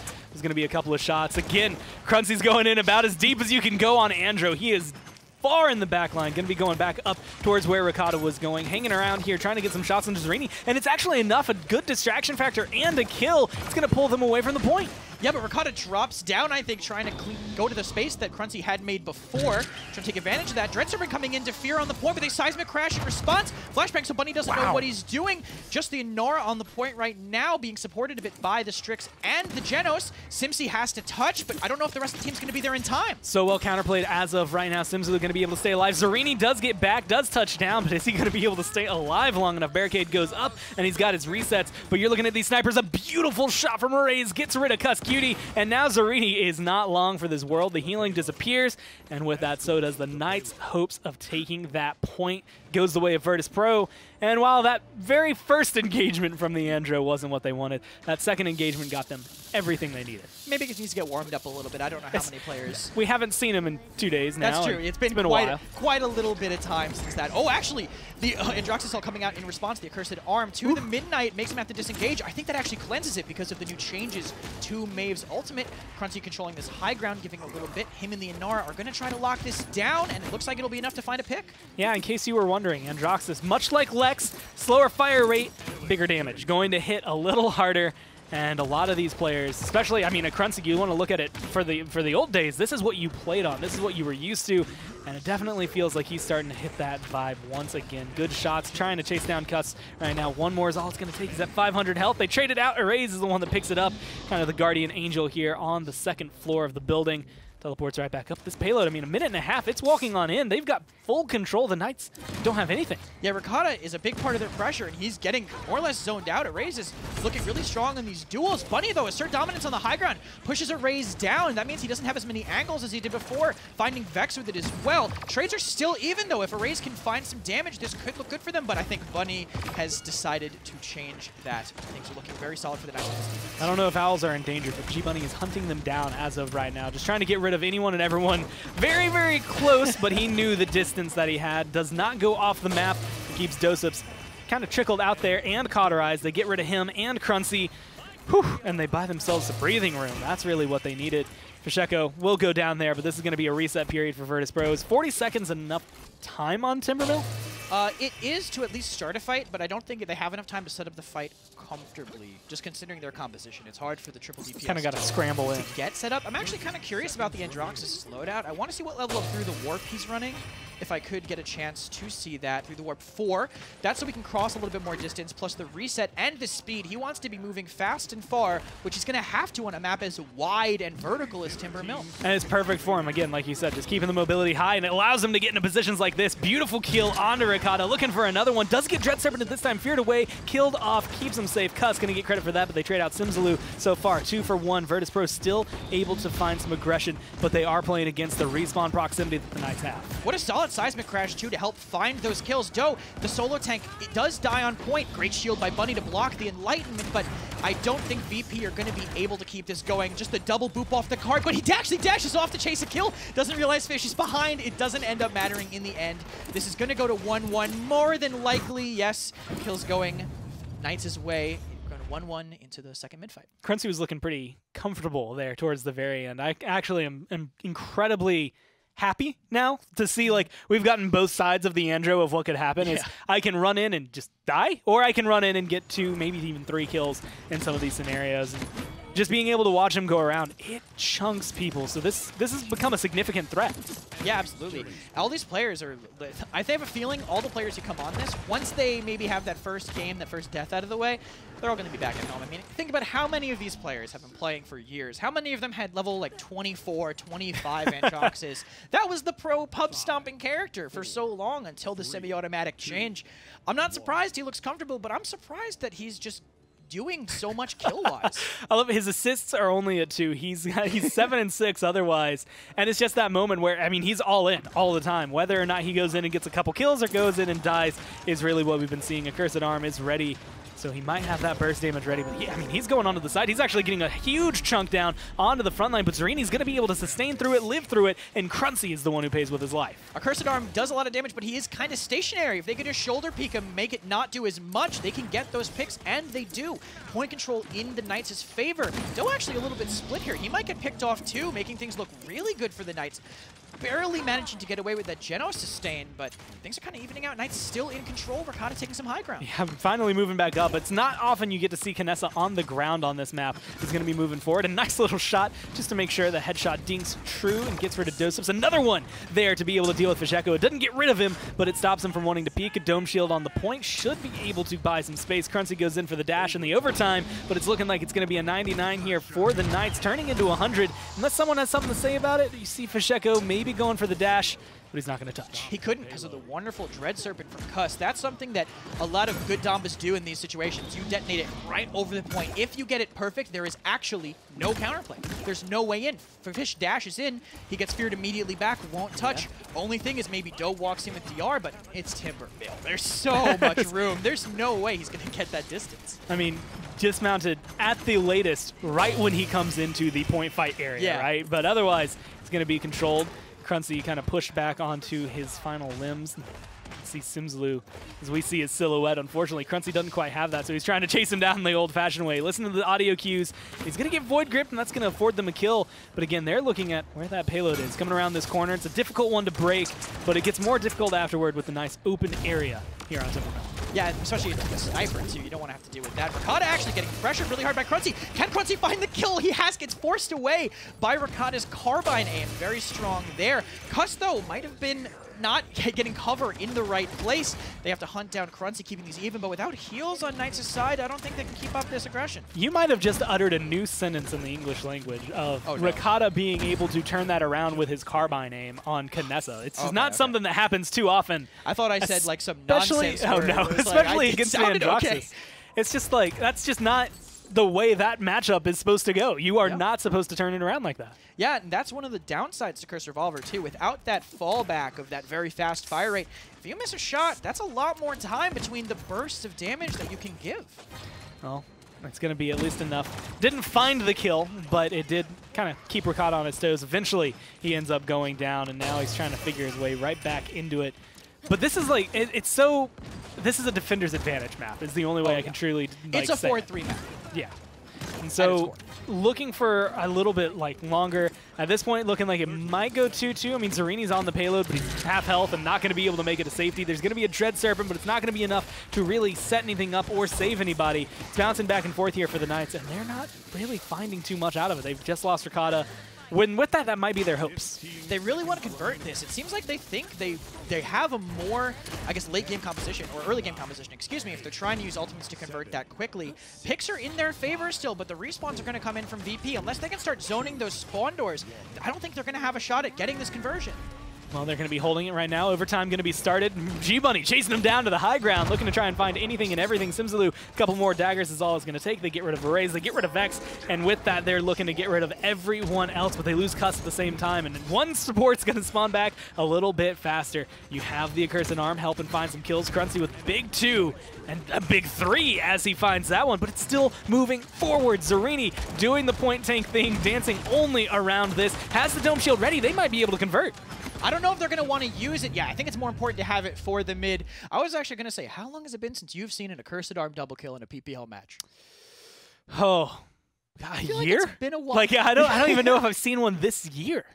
Yeah, I mean, it's not an ultimate that usually, it usually dies really quickly. I mean, even in some higher ranked public matches, Androxus triple dashes up, everyone's like, all right, here it comes.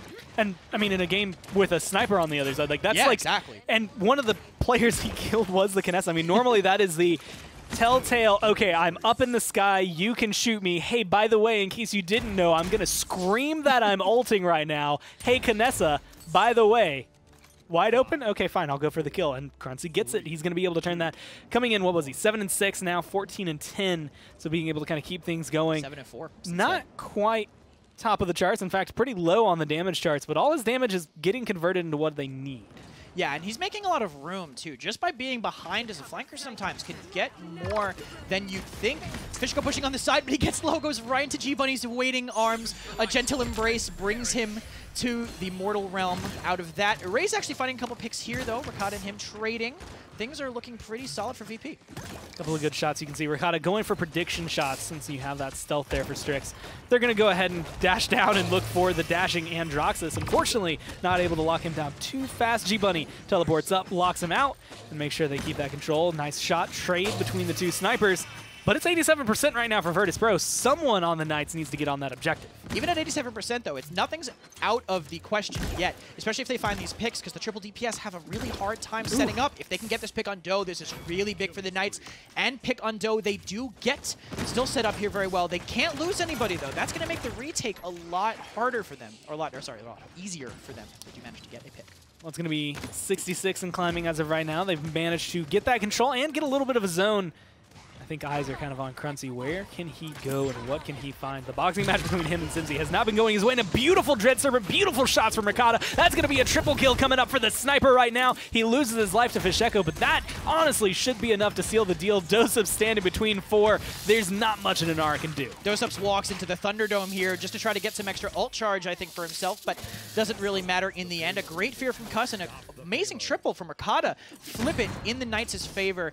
They're looking, I think their mids have been really strong on this map. Once they kind of zoned out Cruncy and didn't let him get away with all the space he was making on that first mid, they've looked a lot cleaner throughout this. Cruncy's going to have to find some new openings if they want to start taking these mid fights. And that's, I think, the biggest thing. Where are those openings going to be? A lot of the places he's trying to traverse as he goes for an accursed arm, looking for mid-air shots on those, by the way. You want a player with that much confidence. Let's be real. If your player's doing that, like, even if they die, you're like, all right, you are feeling it clearly, and I'm happy with that. It's almost enough, like, you could maybe win a fight like that through pure intimidation factor alone, but unfortunately for him, it doesn't go that way, and now the Knights seem to be on a little bit of a tear. It's going to be another double kill here for Ricotta as they're just staggering out kills. It's going to be a 2v5. If anyone dares shows their face right now, it's going to be a very dangerous game. Strix will respawn. Ricotta's holding the ankle, but pre-fire is maybe a little too soon. Yeah, actually, one thing I like about this water gun, when you're headshot Inara, that's like about the damage you'd expect a water gun like this to do, right? With the DR, it's like 400, and you're like, yeah, that's a water gun, and then you get someone else, it's 1800, you're like, oh, I almost forgot how deadly this weapon was. Bunny, I think, dying on the side, trying to make some room. It does end up being a trade. Knights might be looking to convert here. We'll see how the ultimates go. Yep, one coming in already. Vex catches Ricotta in the corner. He couldn't get away in time. Now the Dome Shield's going to be wasted, potentially. I think it cost the Flame Turret, too. Zarini's finding someone in the back. Can he get a raise? Does not look like it. Things settling back down here. Knights have another chance to do this. Cuss doing the awkward support who lived through the fight thing where it's like, well, guess I'll try to get back there. On the other side of the map from the pit, too. Does jump down, does end up getting burned down. G-Bunny dismounted just before that as well. Simsy going to be able to kind of join him. So they're setting up again, 38 seconds. Now, I think just outside of the range for the flare as well, so not going to be revealed there. And they're just going to regroup, set themselves up, and try to come at this one more time. Yeah, settling up here. Ricotta holding on the passive roof, just trying to find an angle on Fish. Actually gets him a little low. Array is rotating up to maybe contest him. Doesn't know exactly where he is. Cruncy actually also unseen on this side. Knights are going to try to execute, but Cruncy's in a good position to stop this. Simslu manages to catch him, though. Can Cuss live? Yes, he can. Great peel from Simslu, but he walks into Array's waiting arms. And it was just the perfect line of sight. It's going to be able to find him 1. Looking like it might find 2. Not enough burn. 77 health there for Simsy to get out of there alive, but it's going to be enough overall to kind of slow this down. Ricotta, G-Bunny going around. Zarini falls. And yeah, Simsy can keep this in overtime, but it's not going to be long enough to let the team go, and we're going to 3-3. Yeah, he wasn't really looking, I think, too much for overtime and just trying to get his ult charge back. Midnight really important on these aggressive fights. Knights probably feel okay about it, the Seismic Crash getting out at least, but they did use their Dread Serpent. I'm not sure if they used anything else. Their mid-fight, I don't think it's decided too much by their ultimates, aside from Cuss's, fantastic Dread Serpents to deny the cap when it's 99 to whatever. It's going to be a lot potentially shaking off of them. I'm again, more interested to see how exactly Cruncy and the rest of VP are going to adapt, because it seemed like the first point fight, things went kind of their way. Didn't at the very beginning, than it did on the retake. Second point fight went a lot more their way, but still wasn't enough. And then that last one didn't, I don't think it hit the marks that Cruncy was looking for. Yeah, I just want to point out the damage charts here. Barrick is damaging over Ricotta. I think it shows the difference between Strix and Kinessa. Because of Kinessa's charge up time, using her more to get this burst damage and then quick picks with your flanker with the Maeve. Strix, he doesn't charge. He just does that 1200 all day, baby. And you can tell with the amount of damage he's putting out here. Both teams kind of setting up. And Fishiko finding himself picked by Zarini, the top damager himself. And a great headshot right there to be able to kind of find and make it a little more difficult for a Raze to keep poking his head out, changing the angle up, looking for the support. Not able to find it. Cruncy still dancing around in the back line, trying to be a distraction, but it's not been enough. It's 36-12, and there goes Dosups. So you're losing your point pressure.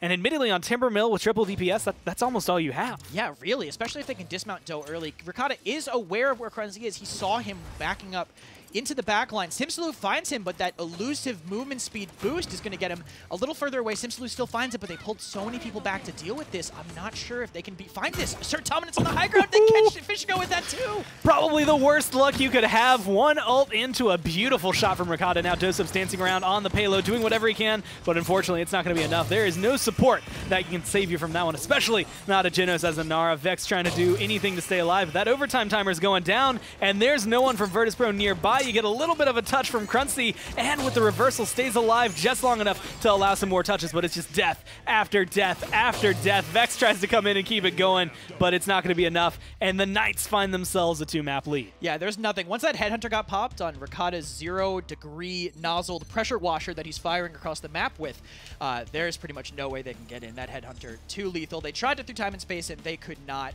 VP looking a little lost, and I mean, that was their pick, I believe. They're not feeling it, I think, right now. They're going to have to really work things up with this new roster and try to gel as fast as possible to be able to turn this game back around. I mean, you're at this point. Knights yesterday, they take themselves, or they take NIP all the way to 7 games, almost win that. Towards the last point fight is when things really got out of hand. Now they find themselves up 3-1 over G-Bunny, waving into the booth as they walk by to take their quick little break in the set. But, I mean, they are poised to win this and, again, showcase what new Knights we are looking at, but we're going to have to see whether or not they can fully do it, if they can convert this to a win right after this. now, powering the control room for the Paladins Premier League.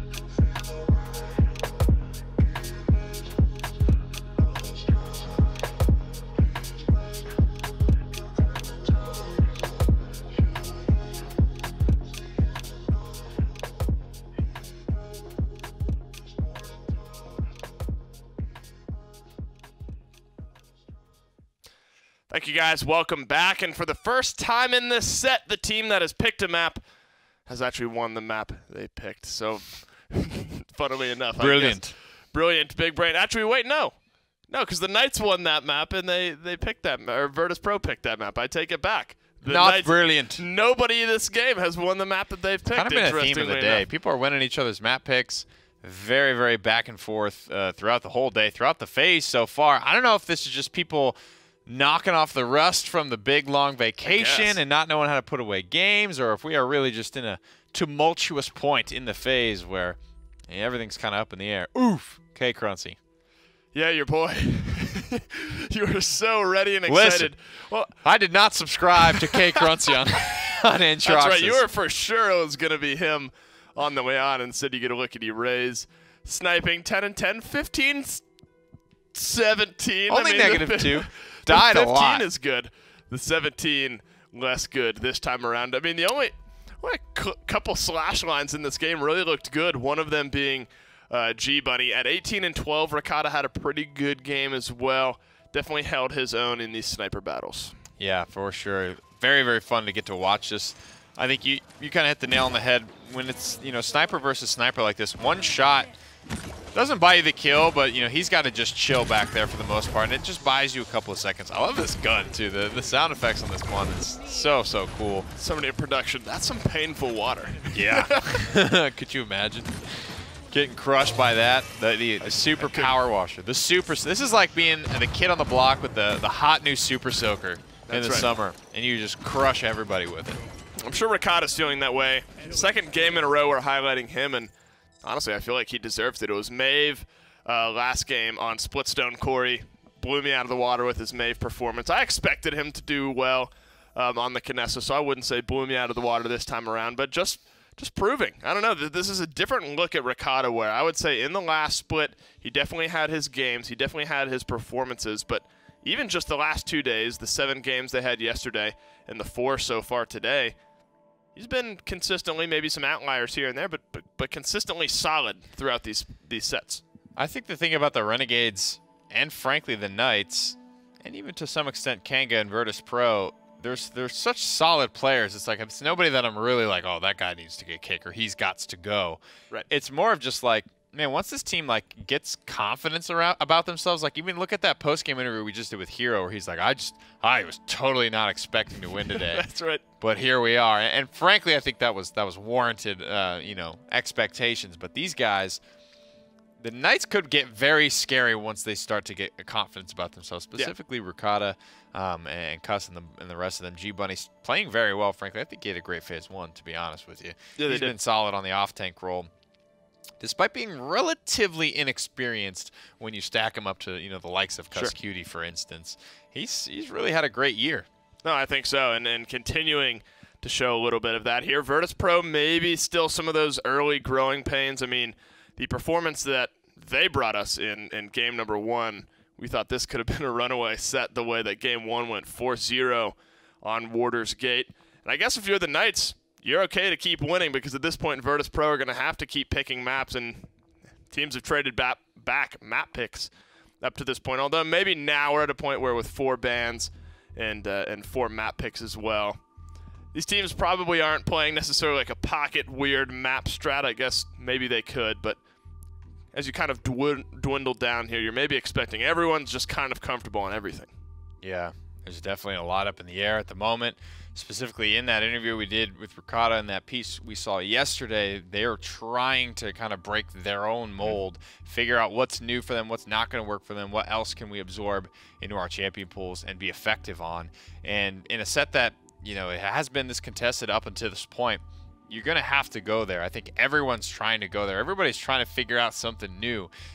Everybody being on LAN and competing live here week in and week out feels like it has just drastically increased the level of competition almost across the board. So teams are really being pushed to doing new things, mastering new champions, new strategies, new drafting styles to stay ahead of the curve, and we're just getting better and better Paladins for it. I mean, you look at drafting styles, last game, triple DPS for the Knights, rounded out, of course, with the Androxus pick. They elected Virtus.Pro elected to go second, I should say, which maybe opened up some things, but the Knights rounding out with Androxus. If you I don't know, Virtus.Pro rounding out with Androxus. Do you maybe change that pick for something else? Is there something that maybe now in retrospect fits better that gives them? So it was a 4-3. I mean, it was close. Yeah. Is the Androxus really the reason know. they lost? I don't know I want if you he's to the say it reason. about your boy. I don't think he was the reason they lost. I was just surprised to see who we saw on those characters for sure, and these two guys having some fun in the booth. Cuss has been hamming it up. We walked by there after all the games, and you can tell his spirits are high.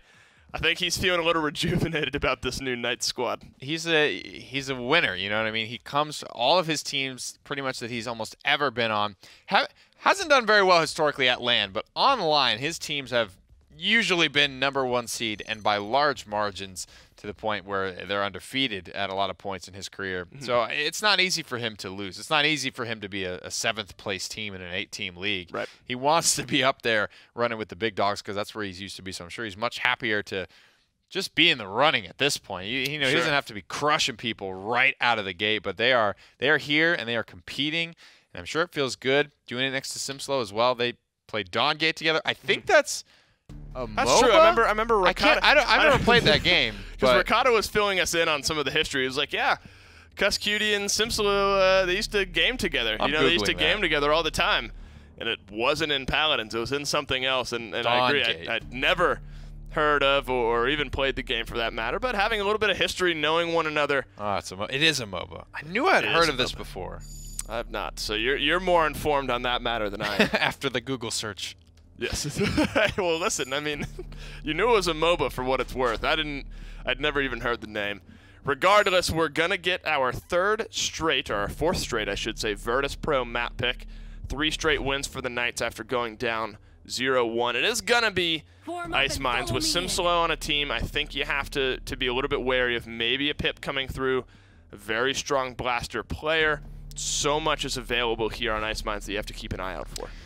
Yeah, we saw Willow Bend here earlier. We've seen 2 back-to-back days of good Drogos performances on Ice Mines as well. It's the classic style of Drogos. Combustibles, for a long, long time, been kind of the premier choice. Drogos is, frankly, one of the few champions who's had the luxury of 3 viable talents throughout his sort of life cycle. And Fisheko was sort of piloting that character throughout the mainstay of Combustible period of his life. So we'll be absolutely able to pick that one up.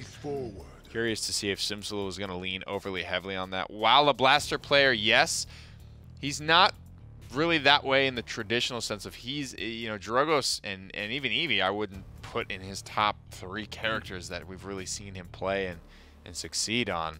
So what does Simslow and the Knights play? Nobody's really touched Bomb King outside of Shadow for the Renegades, and speak of the devil, he's already peeking his head out in the first 4 picks of this draft. If you want to rewind the clock a little bit, do a little bit of homework, yesterday when the Knights played this map against NIP picked Ice Mines, and I was going to say the Knights won this map 4-3, and they had Ashe, Genos, Imani, Willow, and Inara. The Knights already have Barrack, Genos, kind of along the same lines. You plug and play Barrack instead of Ashe. But Imani, if they're following the same draft that they had yesterday on Ice Mines, the Knights maybe would have picked Imani, maybe would have picked Willow after that. Maybe it's a bit of denial, but if nothing else, maybe some viability as well. Virtus.Pro are going to be the ones to take away Imani this time. I'm down. I mean, it's clearly they've done their homework, taking that one away from the Knights. The biggest thing with Imani is that dragon with so few kind of choke points to enter into the relevant point fight area. When that dragon starts to rip through, I mean, everybody's just sent tail between their legs. There's just no chance to contest it. And a lot of times, because the line of sight is so short, the dragon like comes around a corner and it's there and it's hurting you already. You don't really have a chance to poke out at it and to soften it up before it actually gets onto your team. So that's the scariest part about that ultimate. Hovering the Dredge, though, never a mainstay, but when it's been picked up, Ice Mines every once in a while was one of those maps where it has relevance. Champions are made Victor worked well on Ice Mines.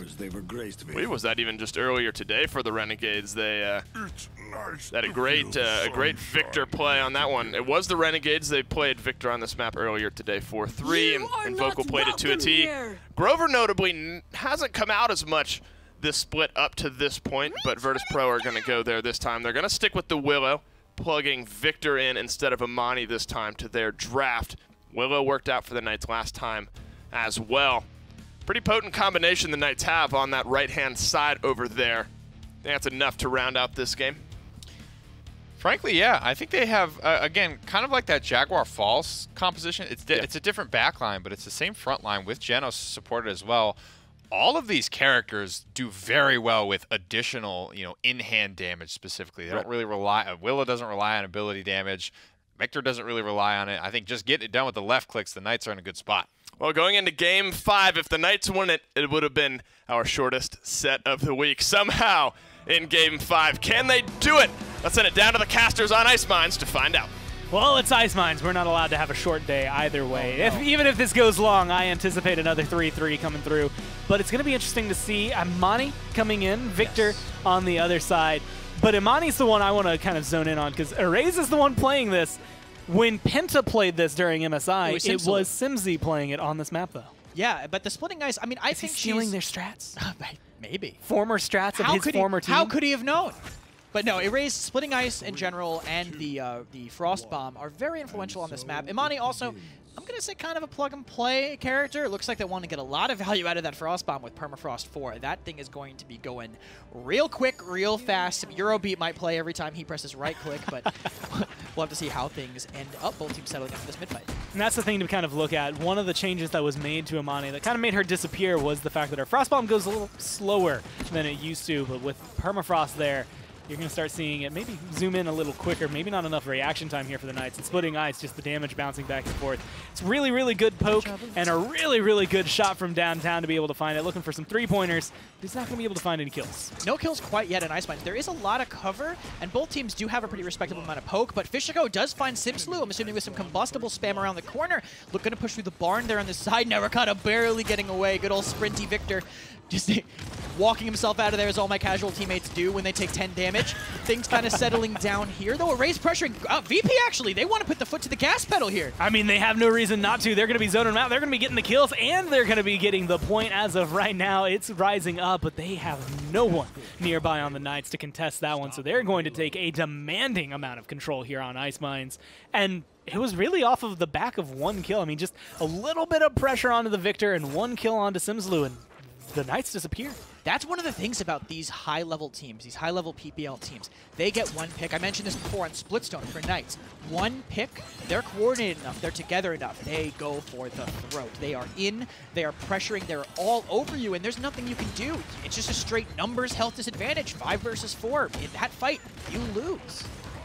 And unfortunately for them, that is not the position. I mean, Knights 3-1. You want to control. I want to say this one maybe about as hard as you can. There you got to see a little bit of the fun of Barrage. It does connect in the air. It stops not only on Drogoz, but can stop on Willow if she's up there too. Yeah, no, it didn't look like the first one did damage because he went up vertically, so I was giving you a face that's why you prompted that there. I just threw me off for a moment, didn't know exactly what the situation was. Zarini pressuring here, actually not shooting the very low Inara. Not sure if he knows. Looks like they're just trying to stagger her out instead. Vex putting on some damage and still putting out heals because that is the magic of Grover. You don't even need to try to put out insane numbers. And you're just going to be able to, especially on a map that's as grouped up as this, you're going to be fine. Zarini, G-Bunny maybe biting off more than they can chew, taken down.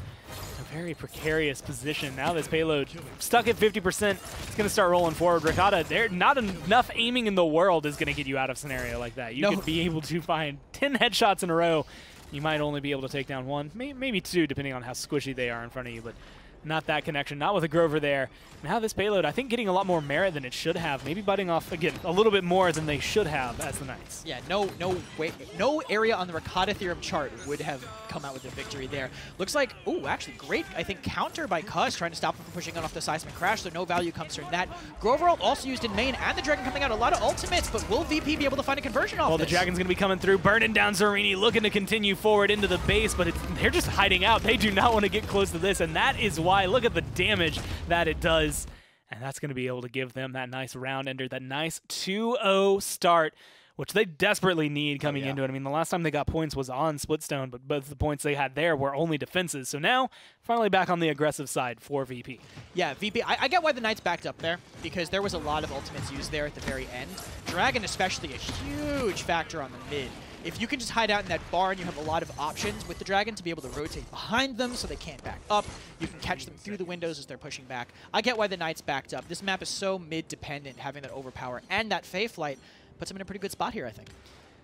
Now, normally, Bulldozer is huge against Imani. Yeah. And I was wondering if, Erase throws out this ult because Bulldozer's going to be coming online. This ult's not going to be worthwhile. Nobody on the Knights has it. Is it worthwhile to prioritize the Cauterize that they have now over I think so. I think they just had a buying phase there when they were back in spawn, and they decided not to do it because of the use of the Dragon. They know it's not going to be too important on this fight. Cruncy barely missing the window still. That's so important. They still get countered with the overpower, though. So that's an ultimate basically just completely wasted for Virtus.Pro. They're also all backed up. Faefly coming in, too, to keep them zoned. Can they find any kills? Ricotta shooting through the gate, but it doesn't find any confirms. They're trying to find whatever they can, but honestly, you don't need the kills if you can zone them out. You have the fast cap. You are sitting at 62%, and it is going up 4% every single tick. You have a barrage. You still have some assets that you can rely on, and you're going to be giving maybe a little bit more room to Virtus.Pro than you should have, but Dosups is not going to be able to touch in time. I almost had a heart attack. I thought he stepped off the point to body block. Oh, man, that would have been such a heartbreaker if that happened for the Knights. They do still manage to get the conversion. Good backing up by them, too, to avoid that Permafrost 4 Frost Bomb. If they had stayed in a little longer, that actually could have been converted, but still, Knights looking good to get another wipe here, so they're set to keep moving this cart. And that's the glorious thing about Ice Mines. This is actually one of the weird moments and weird maps where normally maybe an archway, there's some sort of choke point. It's a corner, but Ice Mines, sometimes just the beginning of the push is a choke point for you. You just can't make it past that. So being able to give this little bit of momentum and now a good chunk of damage as well is kind of keeping the Knights rolling downwards. And they've made the same amount of progress it took Virtus.Pro about 2 minutes to do in, well, about 45 seconds. You can see how much pressure Simsalou is putting on there. Fishiko decides to use his Dragon Punch just to take him out of the fight. That's how much he was doing on the side. Doesn't matter, though. The rest of the team can pick up the slack. Rakata finding a pick onto a Raze. That's a lot of group damage down. Both DPSs down. Barrage coming in. They want to convert this. Couple of drops right there. They're trying to get rid of the toes-ups, and they're going to be able to do so. It takes a little longer because of that Anara, but now Fisheko forced to just kind of shoot outside of the base, but you're getting any kind of poke damage that Rakata can get. No one can jump down. No one drops down, and just like that, we're tied on Ice Mines 2-2. The timing for the deaths there was so bad for Virtus.Pro. The DPS die first, and then they come in, they swarm them, the tanks die later. By the time the DPS are up, the cart's too close. Your DPSs aren't the ones who are going to go delay the cart, so that becomes a free conversion. Did we just see 2 back-to-back conversions by different teams on Ice Mines? Yeah. Not only did we see that, but we're sitting at 2-2. Are we still dreaming from the Renegade set? And it's not 12 minutes or 13 minutes in. Like, it's just kind of rolling. I mean, it takes a little bit of time because it's Ice Mines, but most of that is just genuine push. But both of them went in pretty smoothly. I mean, the Knights, they hit maybe 1 snag in all of that where the payload truly stops. So 7.5 minutes in, 7, 2, and 8 right now for Rakata, 7, 4, and 4 for G-Bunny. Definitely kind of showing what they can do and how hungry they are for this victory. Yeah, lots of ultimates too. They were really smart with their economy there. They only got picks that they could get without ultimates and use Barrage, which is really easy. Early damage reduction for Doe, trying not to get overpowered off the map, but all it does is buy a little bit of time, and they're still not getting cap. Shout to get through the seismic crash, but no kills are going to be found yet.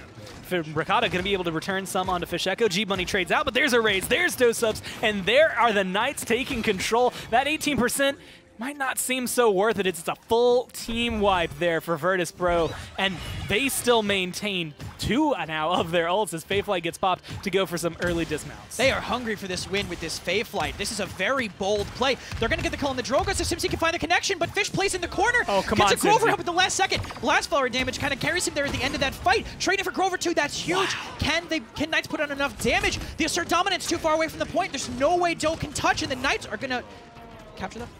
Oh, Virtus.Pro did, I'm sorry. No. In my head. It's going to come through. The Knights are the ones who grabbed this one up, and that Dragon not going to be able to find as much. A lot of ults there just thrown out haphazardly by Virtus.Pro, trying their best to get back in, but it's not going to be enough. So Knights now up 3-2. They do lose some of their lives towards the end, so the push nowhere near as smooth as the start of the last one.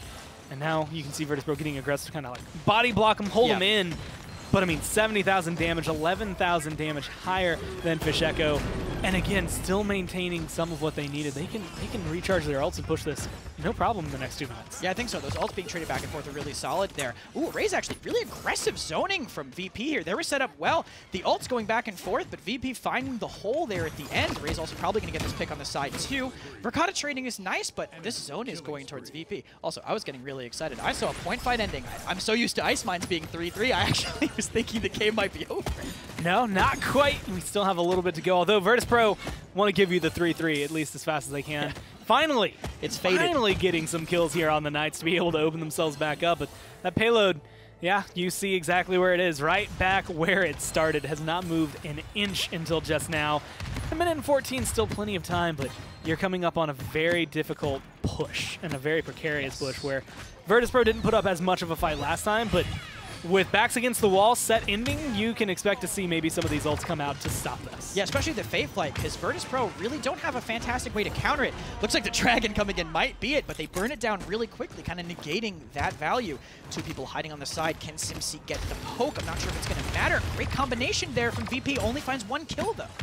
Being able to get rid of Rakata is a good amount to alleviate, though. He's been doing so much damage to him. Zarini's getting aggressive, but he does trade out his life for it. This is one of those moments where Virtus.Pro took weird positioning, but it's paid off. Because they were so separated, they've been able to find a lot of kills. It's still going to keep rolling right now for the Knights, But, I mean, you have to keep this rolling. I mean, G-Bunny can't go down here, or else you pretty much lose the next 20 seconds.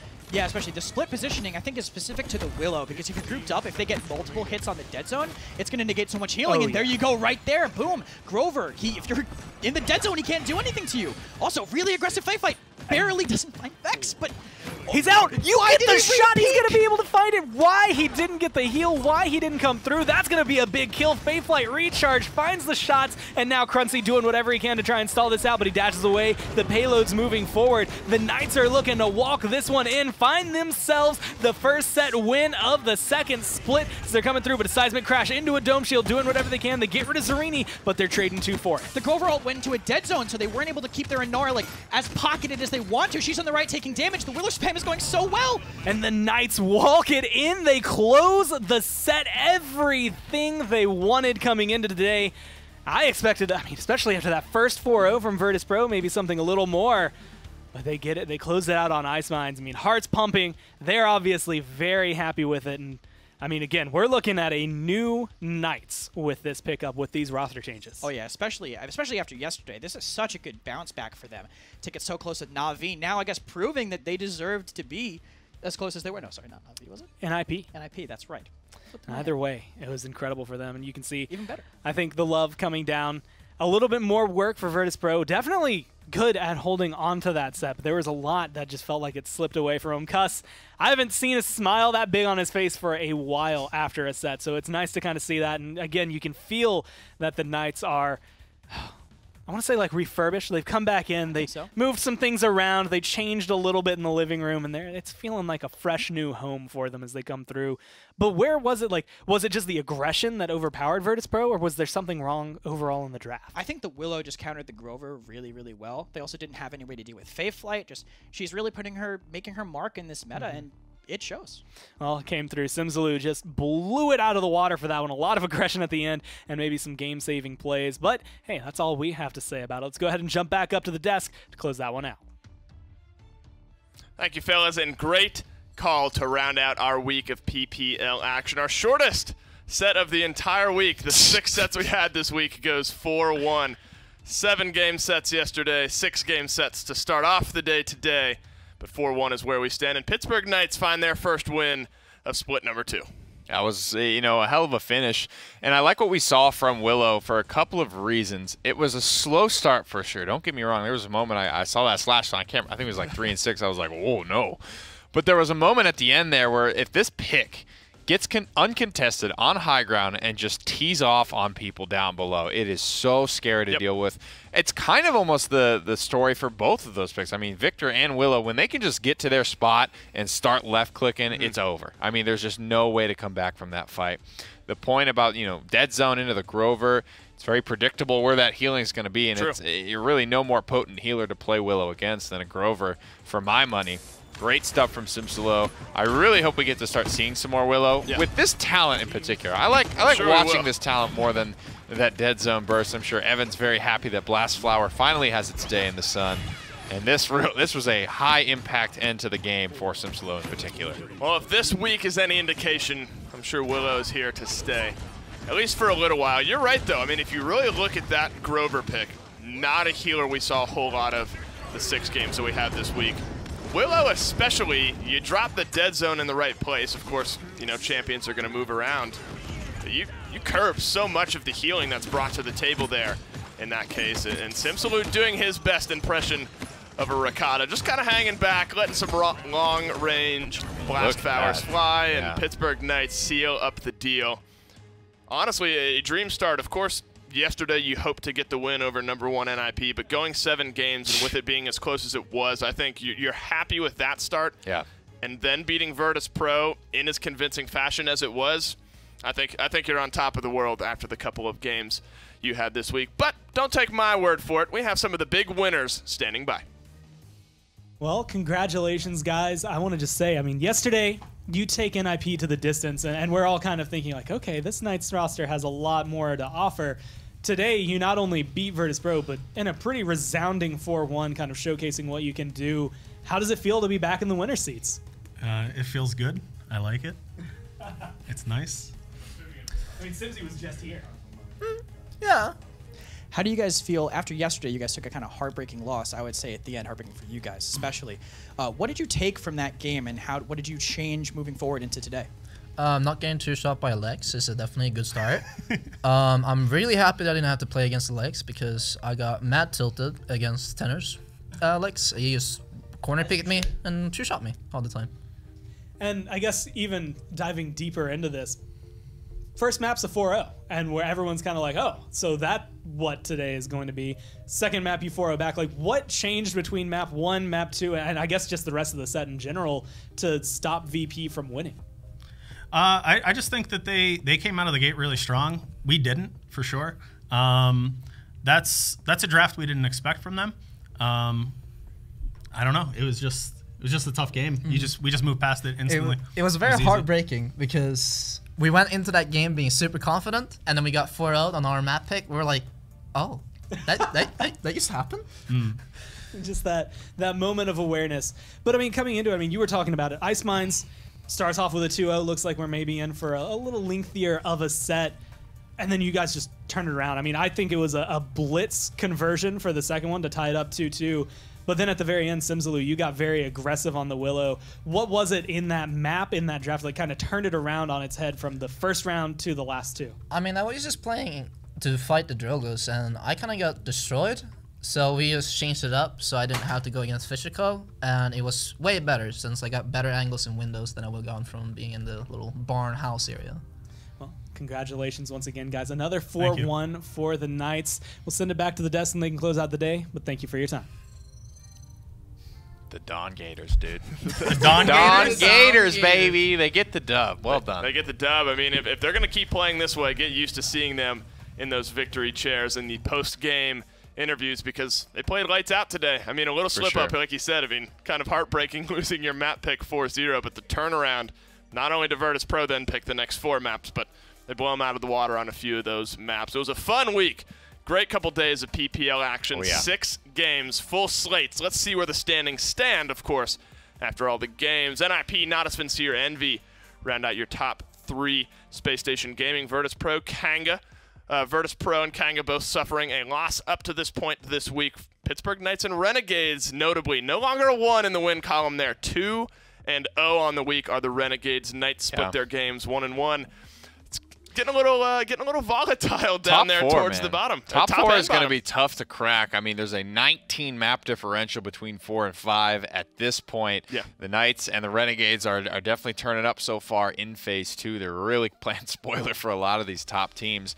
But because there was so many games, a lot of the map differentials aren't going to change too much, right? Somebody's getting a win and a loss at the end of the day, but especially with the way the games this week were. Absolutely, we played almost all but 3 or 4 possible games out of all of these sets. I mean, really long broadcast, but that's just an indicator of how competitive this league has become, and it really is a treat.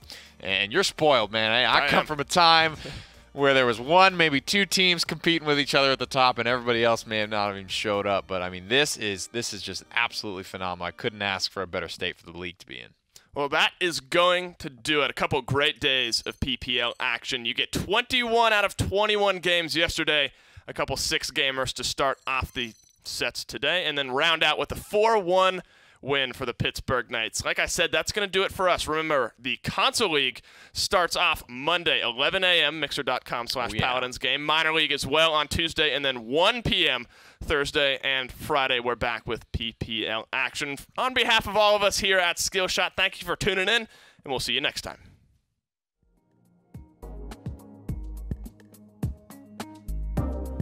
Alienware, the official PC provider of the Paladins Premier League.